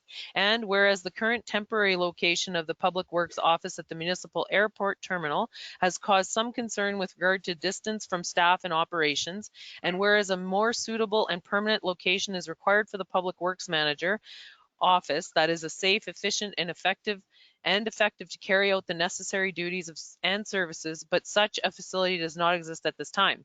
Therefore, be it resolved that the Council of the Corporation of the Township of Hornpain does hereby direct the Public Works Manager to house his office at, and we're going to fill this in, until such time as a safe and functional permanent space can be identified. So we'll open this to discussion for Council.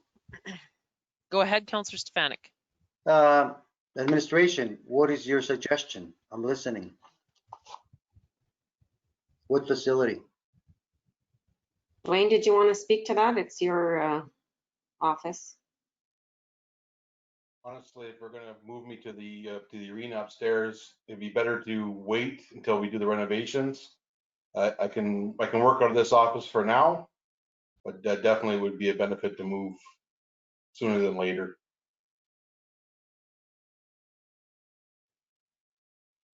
Okay, so you're saying, Dwayne, that it would be beneficial to move sooner than later, but currently the office, there is no office space up there. So are we looking at taking some of the gym space for office space at the arena?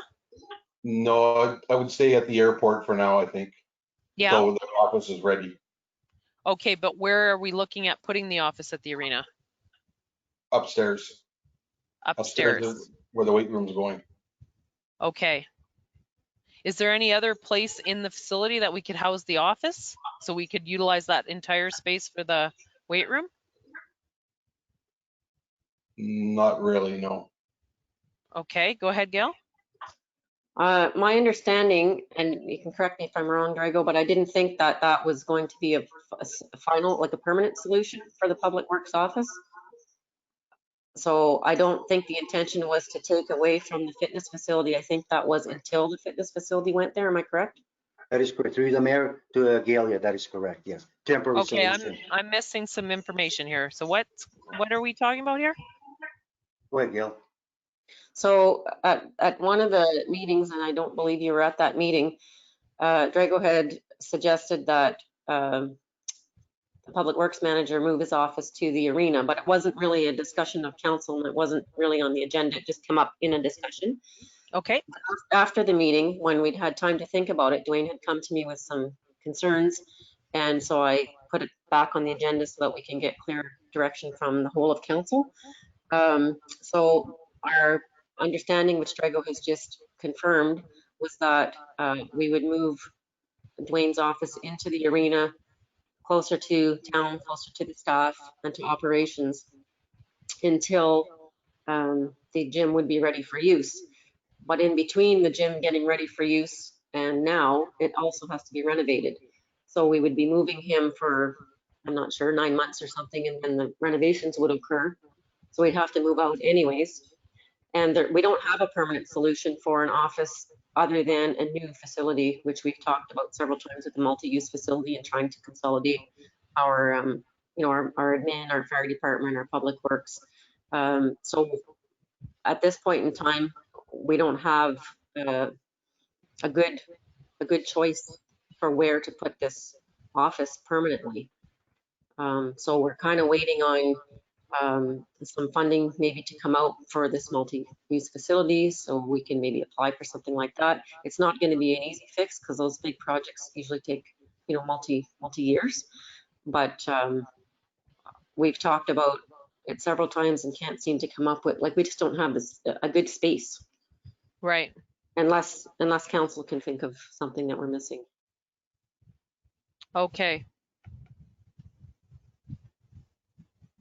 So currently, so what I'm understanding then, it's best that Dwayne stay at the airport until, because the renovation, or just stay at the airport because the renovations are going to happen at the arena? And Well, that's the yes, space, like. Yes, because if it wasn't going to be a permanent solution, which it wasn't intended to be, he would move in there, say, next week, and then have to move out when the renovation's done, and then not go back in there anyway. Okay. So I don't know if it serves a purpose, that's all. Okay. Okay.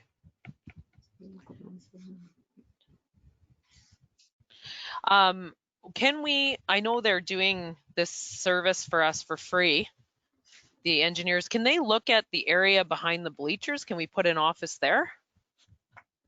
You can ask them. Like, and then if we had, I don't know what we have for use on our electrical panel up there for heat, we could have electrical or baseboards put in for heat, not a propane furnace or anything of that type. I don't know. I'm not sure. I would rather try and find something more permanent till because it's going to be a couple of years before we have a facility built. If that, yeah. Okay, yeah. Peter, go ahead. Yes, can you hear me, Madam Mayor? Pardon me? Can you hear me? I can hear you, yeah. Yeah. You go behind the bleachers, I was just thinking of that myself. There's really no more room unless you were to come out and put even more. Because there's a girls' change room, And after that, you have a room that's shared amongst skid sport, minor hockey, and also figure skating, and it is running. It's shared by 3 different organizations, and it's all the space is pretty well utilized. Okay. Go ahead, Drago. Yeah, thanks. I know Arena just a bit from his past experience. How about the far side adjacent to the refrigeration room? There's quite an area there. It's storage, bunch of junk. That could be, you know, office could be made if you were comfortable with that area. And the master panels there for the power right inside the refrigeration plant. Also, the water source is right there as well. You know what I mean by right at the end? On the Okay. right side, refrigeration, and there's that large alcove actually. By the compressor room, you mean?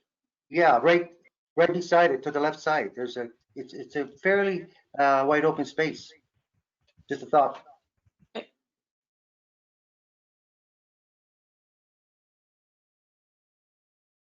And you could punch a hole through the wall right there for a door, exit directly to the outside. It's concrete block. So you don't have to go through the facility. One door, and for emergency, go back to the arena, another door to exit, but you would have a door from access from the outside. Just a thought. Okay, thank you, Drago. Okay, so I think we have current assessment is Public Works Manager staying at the airport. Is that where we're at? Not ideal. Is that work for you, Dwayne? Because It works for me for now, for sure. okay. I just want to say that I have no problem with you being out there. I like, and not like, it's within our municipality. It's part of our public works department. And although it's not key and central, I think it houses, it's warm and like that facility is suitable. Yes. Okay. So what are the main factors with us using it? Is it the distance from town? Distance from the men and town. It's you figure out 20 minutes every time I go to town and back. So I go to Okay. town 6 times in a day, 20 minutes each time. Okay. Go ahead, Drago. If you remember, Madam Mayor, we tried that previously. A person going out there was a failed experiment, in my opinion. So it's too far. There's no question. I agree with Wayne. Okay. So we have to come up with a solution. So I'm thinking on our September meeting, we should have a discussion about what our steps are going to be for this multi-use facility, if it even where we stick it in with our planning. Because if we don't ever plan for it, and if we're not ready to jump on a project that comes funding, that comes open with some sort of plan and where it's going to be located and what's going to be housed in it, I'm not sure if and the September would be just a high level of where it would fit in our planning process, I think. What do you think, Gail? So we've discussed this a couple times, well, several times at the senior management team meetings as well. And what I'd like everybody to do is map out what they see for their department, square footage, like including your, office, storage space, whatever it is that they think they need, so that we'll have something, first of all, to apply for. You have to have some sort of a plan. It's not going to be design, but Yeah. you have to have something to go to a designer with if you're going to go that route eventually. So that's kind of the first step that we were thinking of. I don't know if September would work, just because, as I said, people are starting to go on vacation and trying to keep up with day-to-day stuff. But definitely it's been discussed, and we're all in agreement that it needs to be done, and it's the most cost-effective way of doing of making the whole operations cost-effective. So that's sort of been put out there. So I think people are kind of working on their visions. Okay. So we have started on that. Okay, so what would be the direction you'd need from council then for that? I don't really know if we need any direction at the moment. Certainly if you have input into what you'd like to see in the building, we can incorporate that. And then, you know, when we have something, we can bring it to you. I think it's more of for me, it's more of being prepared for when the funding comes available. Right, right. And usually some of those big expenditures, there should be community consultation. Yeah, that would Like likely be a part of it at some point, yes. Yeah, so if we had an initial consultation period that was open or planned for, that we could show that we were on that path. Just, it'll be a substantial amount of money of taxpayers' dollars that we'll be spending, so.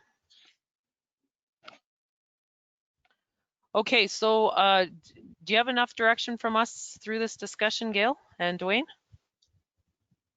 I believe so, Dwayne? Yep, it should be, yep, it's good enough for sure. Okay. Okay, so we're going to house his office at the municipal airport for the time being? Is that what we want to fill in on this resolution, council?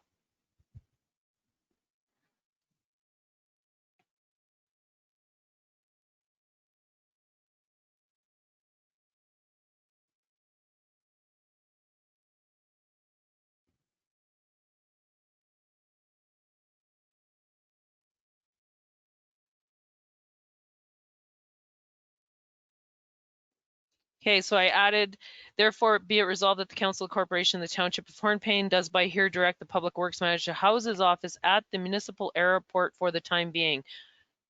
Sorry, I'm gonna, at the municipal airport. I'm gonna scratch that for the time being because it says with, until such time a safe and functional permanent space can be identified. Okay, I'm gonna put that to a vote. Council, those in favor? Okay, and that's carried, none opposed.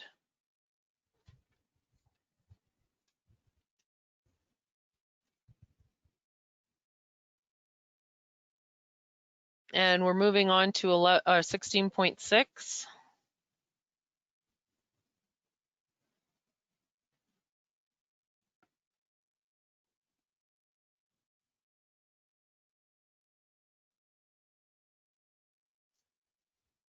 Okay, we had asked to have the seniors report back on for discussion of where we had fit this into our planning, if I'm remembering correctly, Gail?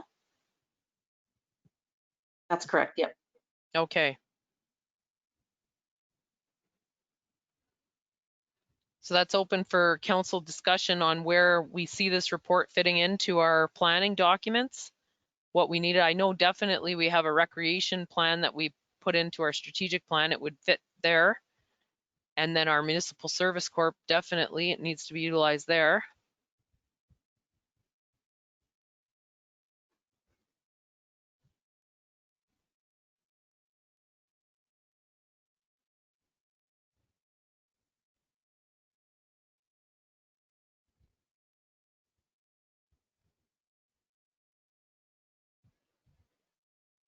Does this also need to be included, Gail, with our business plan for the MSC because there's that space within the Parkview Apartments? Possibly, I hadn't considered that. I'll bring it up to them. Yeah, I'm just looking at I'm trying to get to the recommendations here at the end.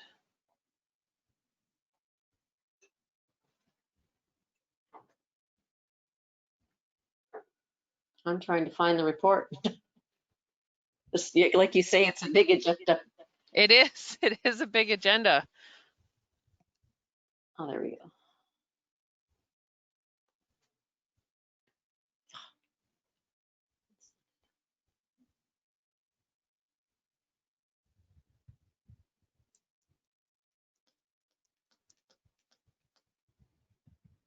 Is there any other thoughts from council on where the report can be utilized?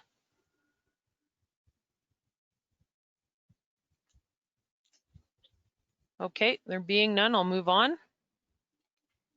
Municipal properties, 180 Front Street. If I can get a mover and a seconder, please. Drago and Peter.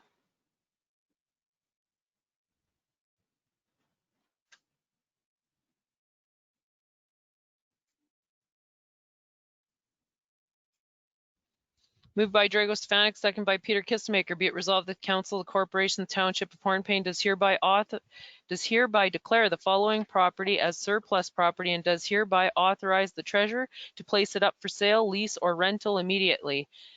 Item number 1, 180 Front Street. Any discussion? I put it to a vote. Those in favor? Okay, that's carried. None opposed. Excuse me, Mayor Fort. Yes, go ahead. I just wanted to state we're going to add the legal description on there, but the plans for that whole Hallmark Center and all the laneways and the water main that was going through there, they're really confusing. So I'm working with the surveyor to get the proper plans, and we'll add the legal description in there because we like to have that identified.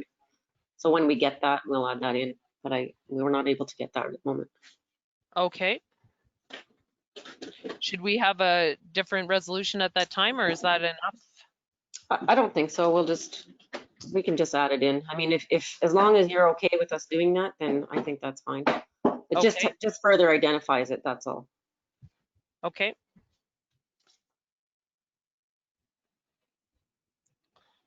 And if council's good with that, we'll move on.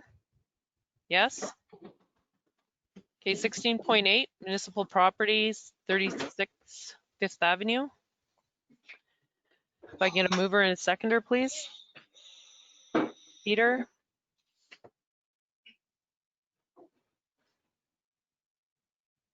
And a seconder, please.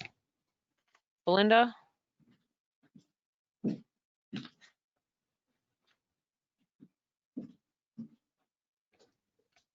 Moved by Peter Kistemaker, second by Belinda Kistemaker. Be it resolved that the Council of the Corporation of the Township of Hornpain does hereby declare all equipment located in the building known as 36 Fifth Avenue as surplus property and does hereby authorize the treasurer to place it up for sale immediately.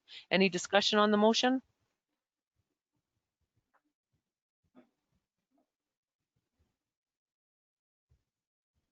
I'm not aware of this property. That's the LCBO. Oh, the LCBO, okay. Yeah. Why is it 36 Fifth Avenue? Because it's fronts onto Fifth Avenue. Oh, okay. And it was difficult because 180 Front Street sort of is in front of that, it would be hard to give that a Front Street address. Okay.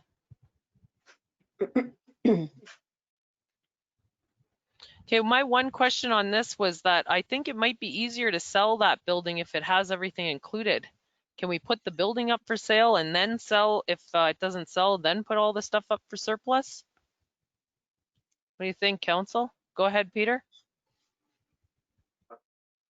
I can't hear you. Oh. Hello? Yep.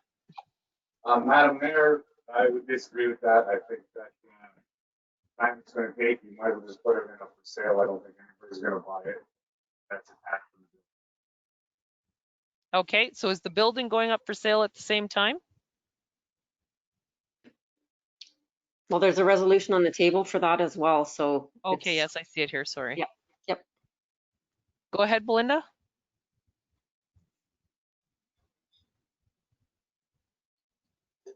I just think some of the items that were listed in the thing that was sent out,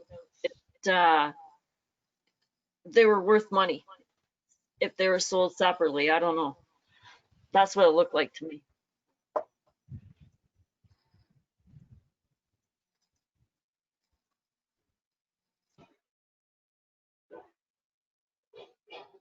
Okay, I'm missing. What did you receive that had a list of items?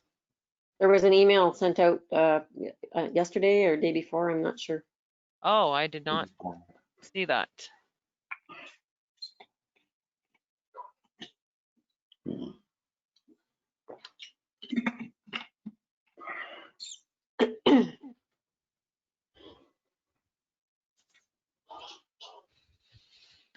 Okay, so we'll take the vote on the first one. This is for the equipment located in the building. All, go ahead, Drago, sorry. Yeah, just to follow up on Kistemaker, Councilor Belinda, I like to see to try to sell the equipment first. If that's a failure exercise and failure, then sell as part of the whole building. But I agree with Belinda, there might be some dollars in there. But if no one's interested, sell the whole thing as a one deal. But that'd be my first priority, equipment first. Okay, so go ahead, Belinda. I even thought that some of those items that were listed would benefit the township in a few areas, so we have to be careful how you want to do that. So I think you have choices. I think you should keep that you have choices. Mm-hmm. Could I get the title of the email, please, that was sent? You know what? I can't, our VPN stopped working tonight, so I can't access. Melissa, maybe you can access your email. I can't. I can access my email, but not my sent emails. To the mayor, that was sent by Stacy, right? That was a report. She was part of her report. No, I sent it out. It's her report, but I sent it out. Yeah, it came as a package, yeah. Yeah. Hey. Melissa, do you have that by any chance? And I Yeah, just wanted to say, on my iPad. I just wanted to say about the, we thought also that some items might be able to be used for the township, so we might want to change the wording on that, that it's not placed up for sale, that it's put up for declared surplus. Yeah, I agree. Yeah. Okay, I see it here now. I have it. My apologies. I thought that was Stacy's report that was in the council agenda.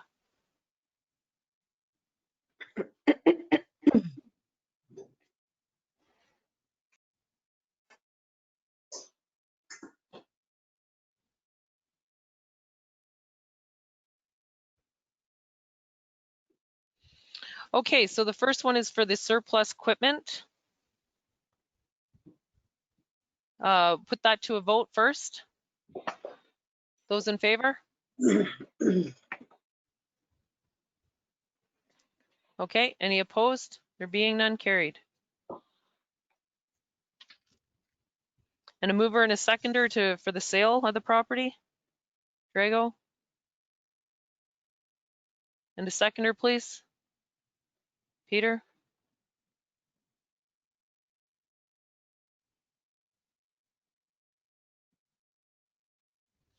Moved by Drago Stefanik, second by Peter Kistemaker. Be it resolved that the Council of Corporation of the Township of Hornpain does hereby authorize the following property as surplus property and does hereby authorize the treasurer to place it up for sale immediately. 136 Fifth Avenue, roll 5796 000 00105 0000. Legal description, Wicksteed PT, Hornpain Divisional Yard of CNR Property Road, allow RP 1R11990, parts 4 to R, RP.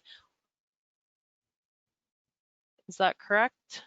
Is it supposed to be a 1 or a question mark? It says question or exclamation. No. It's a 1. It's a 1. Okay. Sorry, I changed it on the one thing and not the other, I think.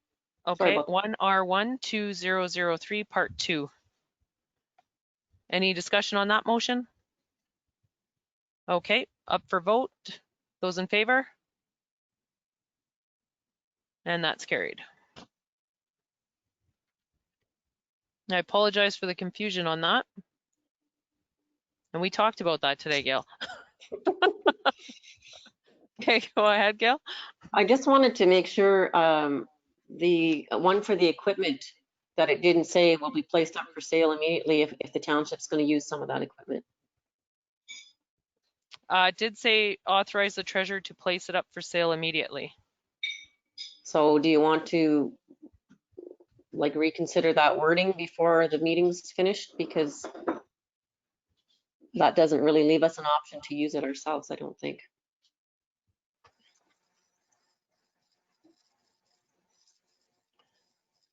Are we able to just go in there and take what we want? Like we don't need to. Well, yes, we are, we can. I just don't know if the wording sounds off. Like we can, it's ours, we can do what we want with it, but it's up to you. If you feel like the wording's fine, then that's fine. I don't know. I put that out to council. Melissa, yeah, go ahead. I kind of think that it's the wording surplus. If the council wants to utilize it for municipal use, it shouldn't be declared surplus. So maybe that whole motion should be deferred until council decides what kind of equipment they want to keep, and then put the remaining up for surplus. Okay, is there Maybe. what were the items that council was looking at wanting to keep, or staff that thought we should keep? The accessible doors, or? Those doors, they're very expensive to buy. So if you can utilize them in one of our projects, why wouldn't you do that? Okay. Just things like that. If you're able to use them, you take them out of surplus, you know? Okay. Councilor Stefanik? Yeah, I would let this administration decide till the next meeting then, or we want it done. Discretion of staff, as Belinda said, well, they think they'll use it in the future, not 20 years from now, of course, within 6 to 12 months. I think the administration has a better grasp on it than members of council, in my opinion. So what do they need? Okay, so would that be a good direction to have? The resolution will go back to the resolution, and now am I able to defer it now? We've already taken a vote to carry it. I don't really know. I'm thinking you're still in the meeting, so I think it would be different if you. I don't really know the straight answer to that. Okay. But it was mentioned before, like Belinda did mention it before, and then it just wasn't reread. So I don't know if that makes a difference, but I don't think that's even covered in our procedural bylaw. So I don't really know what to tell you.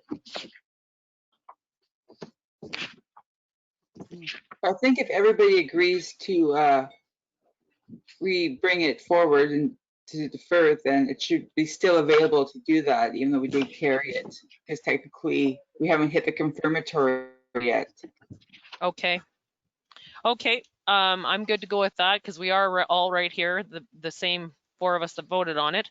So I'm back to moved by Peter Kistemaker, second by Belinda Kistemaker. Be it resolved that the council, the corporation, the township of Hornpain does hereby declare all the equipment located in the building known as 36 Fifth Avenue as surplus property, and does hereby authorize the treasurer to place it up for sale immediately. And do we want that wording to come back, or do we want to just defer it? And Melissa, if you see fit to bring it back in a different wording, a second resolution we can do, or a second motion, and we can choose then. Yeah, I think it's probably better instead of grouping it all together as all the property located, that listed out what the surplus items are in a schedule. Okay. Yeah. Okay. Okay, so council, are we all in consensus and on board that we'll defer this motion? I have Drago. Peter, you're in agreement? Belinda? Yeah, okay. Okay.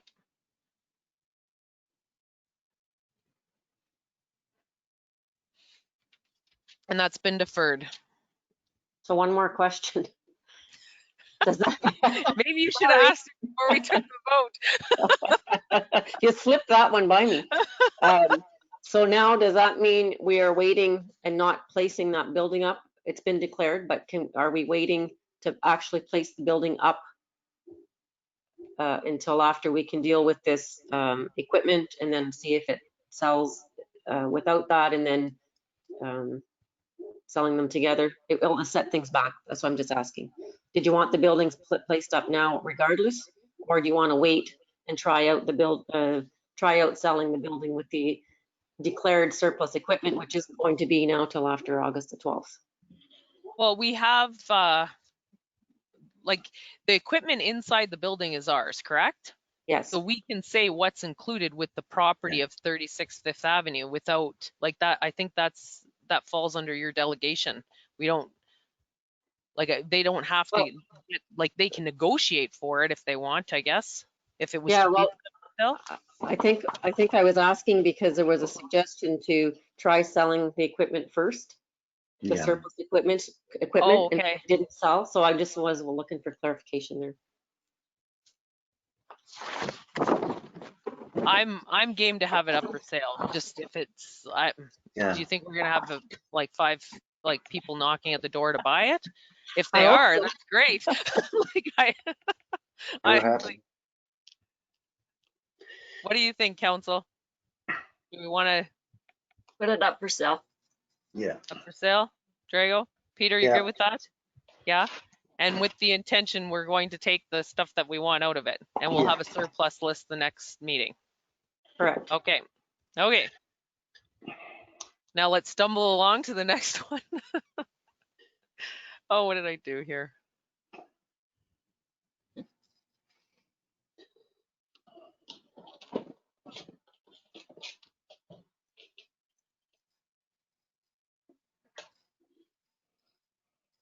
Okay, I think as of now, we're at the end of 16, I believe. I'm trying to get down to there. Oh, 16.9 is council committee updates. I'm not sure if any committee members or if there's any committee updates. Go ahead, Drago. Okay, thank you, Madam Mayor. Just to give everybody a little laugh, I took 2 online courses. One was the land use planning put on by AMO. I would give the course 3 out of 4. It was well done. I received 87.5%. I didn't cheat. We couldn't. I tried. The next one, COVID-19 reopening, put on by Wishart Lawyers Law Firm. Gave it 3.5 out of 4 for the course. And I got a little higher, got 87.7% on that one. Ooh. So that's the challenge to the rest of my colleagues here on council and staff. There was 3 questions. I'll give you a clue. 1 question has more than 2 answers. I picked right answer and a wrong answer, so you get 0. So it's tricky. In the retrospect, and because I was part of this way back in 2014, the CN's properties cutting grass. I'm not going to go into logistics. I'll be very courteous and respectful. Way back when, for new members of council, on June 13th, 2018, I written a letter to because I met this person in Perry Sound, a letter outlining our concerns. Photos were taken, approximately 12, 13 photos. And that person received that. But that year they had no money. They didn't budget to repair anything. That's 2018. 2019, basically same thing happened. It was put to the side. So we have ups and downs. What I'm saying, I read the report. I don't know if anybody else did that. 100 CN. It's called 100 CN Proud to Be Your Neighbor, CN Your Community 2020. On their last page, answering questions. And this is why I encourage people in this community to do this. You write to them directly. It's their property. They're in charge of their property. And they give you an email here. They also give you a phone number. And for example, one question, CN property in my community is not being maintained adequately. So we're not the gatekeeper for CN. That's directly their property, 100%. I'm talking about a railway right away. I'm talking about Roundhouse Road. So I think we should encourage people, not discourage, encourage people to actually communicate directly with CN, then people will see what's going on at CN. That's all my comment, because that's important. And it's their property, and they do as they wish. We can't go on their property to volunteer to clean. Everybody knows that. But I dealt with this since 2014, first time I got on council. So I like to have a good positive relationship, but in my opinion, it's a 2-way street.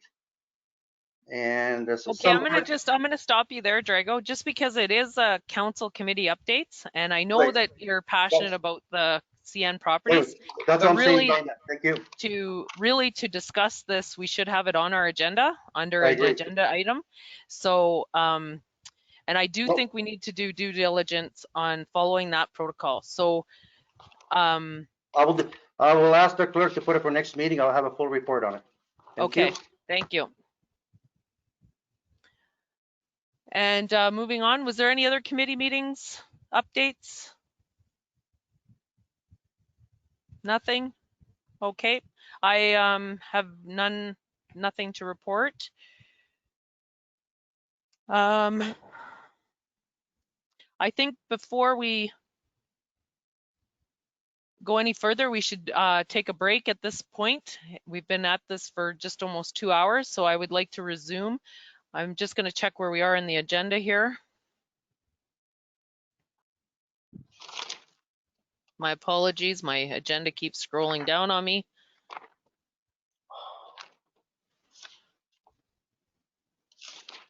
Okay, we have the bylaw for the airport. We could do that, and then we can take a break before we go into closed session, where we appoint the clerk outside of closed session. So do you want to finish those two up, and then we can take a break before we enter into closed? Yes, go ahead, Councilor Stefanik. Yeah, to Mayor, to Gail, same code number for the in-camera meeting that you gave us originally? As far as I'm aware, yes. Okay. Okay. It's important to me.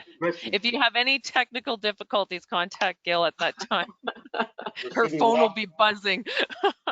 Okay, so if I can get we're on item 18.1 bylaws. If I can get a mover and a seconder, please.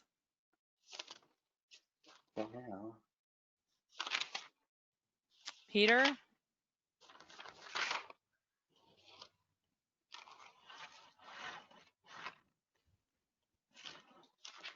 And seconded by?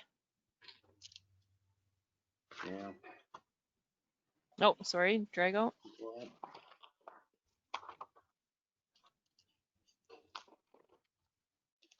Moved by Peter Kistemaker, second by Drago Stefanik. Be it resolved that the bylaw number 1803 being a bylaw to enter into a transfer payment agreement between the corporation, the Township of Hornpain, and Her Majesty the Queen in right of the Province of Ontario, represented by the Minister of Agriculture, Food and Rural Affairs, regarding the Investing in Canada Infrastructure Program, ISIF, Rural and Northern Stream Project for refurbishment of the Hornpain Municipal Airport, be hereby read a first and second time and be considered read a third time and finally passed. Any discussion on the bylaw? Okay, I'll put it to a vote. Those in favor? Belinda, yeah, okay. And there's none opposed?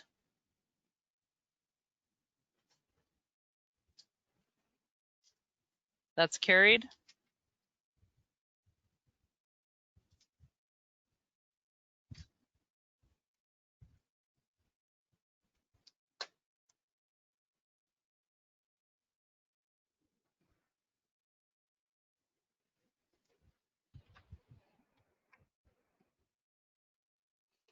Okay, and then we're moving on to the appointment of a temporary clerk. If I can get a mover and a seconder, please.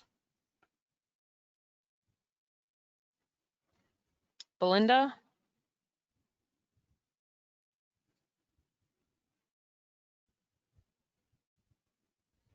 And seconded by? Peter?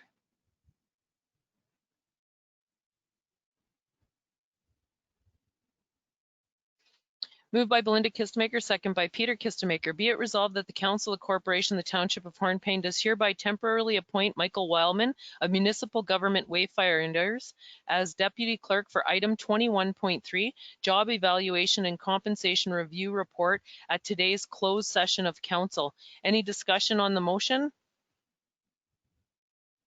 Okay, just for public awareness of this motion, why it's on the floor, is we did a evaluation and compensation review of the employees at the township, and it's in the support of transparency, accountability, and to separate staff from the report, and this is a great demonstration of that. So I'll take to the vote. Those in favor? Any opposed? And that's carried.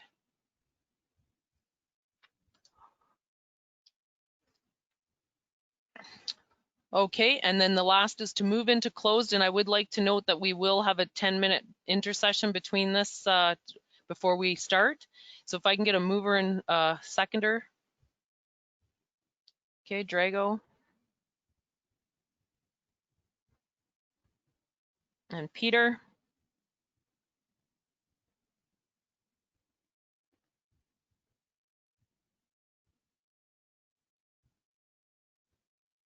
Be it resolved, or sorry, moved by Drago Stefanik, second by Peter Kistemaker. Be it resolved that the next portion of the meeting at 8:25 p.m. be closed to the public in order to discuss personal matters about an identifiable individual, including municipal and local board employees, and a proposed or pending acquisition or disposition of land by the municipality or local board, labor relations and employee negotiations, and advice that is subject to solicitor-client privilege, including communications necessary for that purpose, pursuant to sections 239, 2B, C, D, F of the Municipal Act 2001.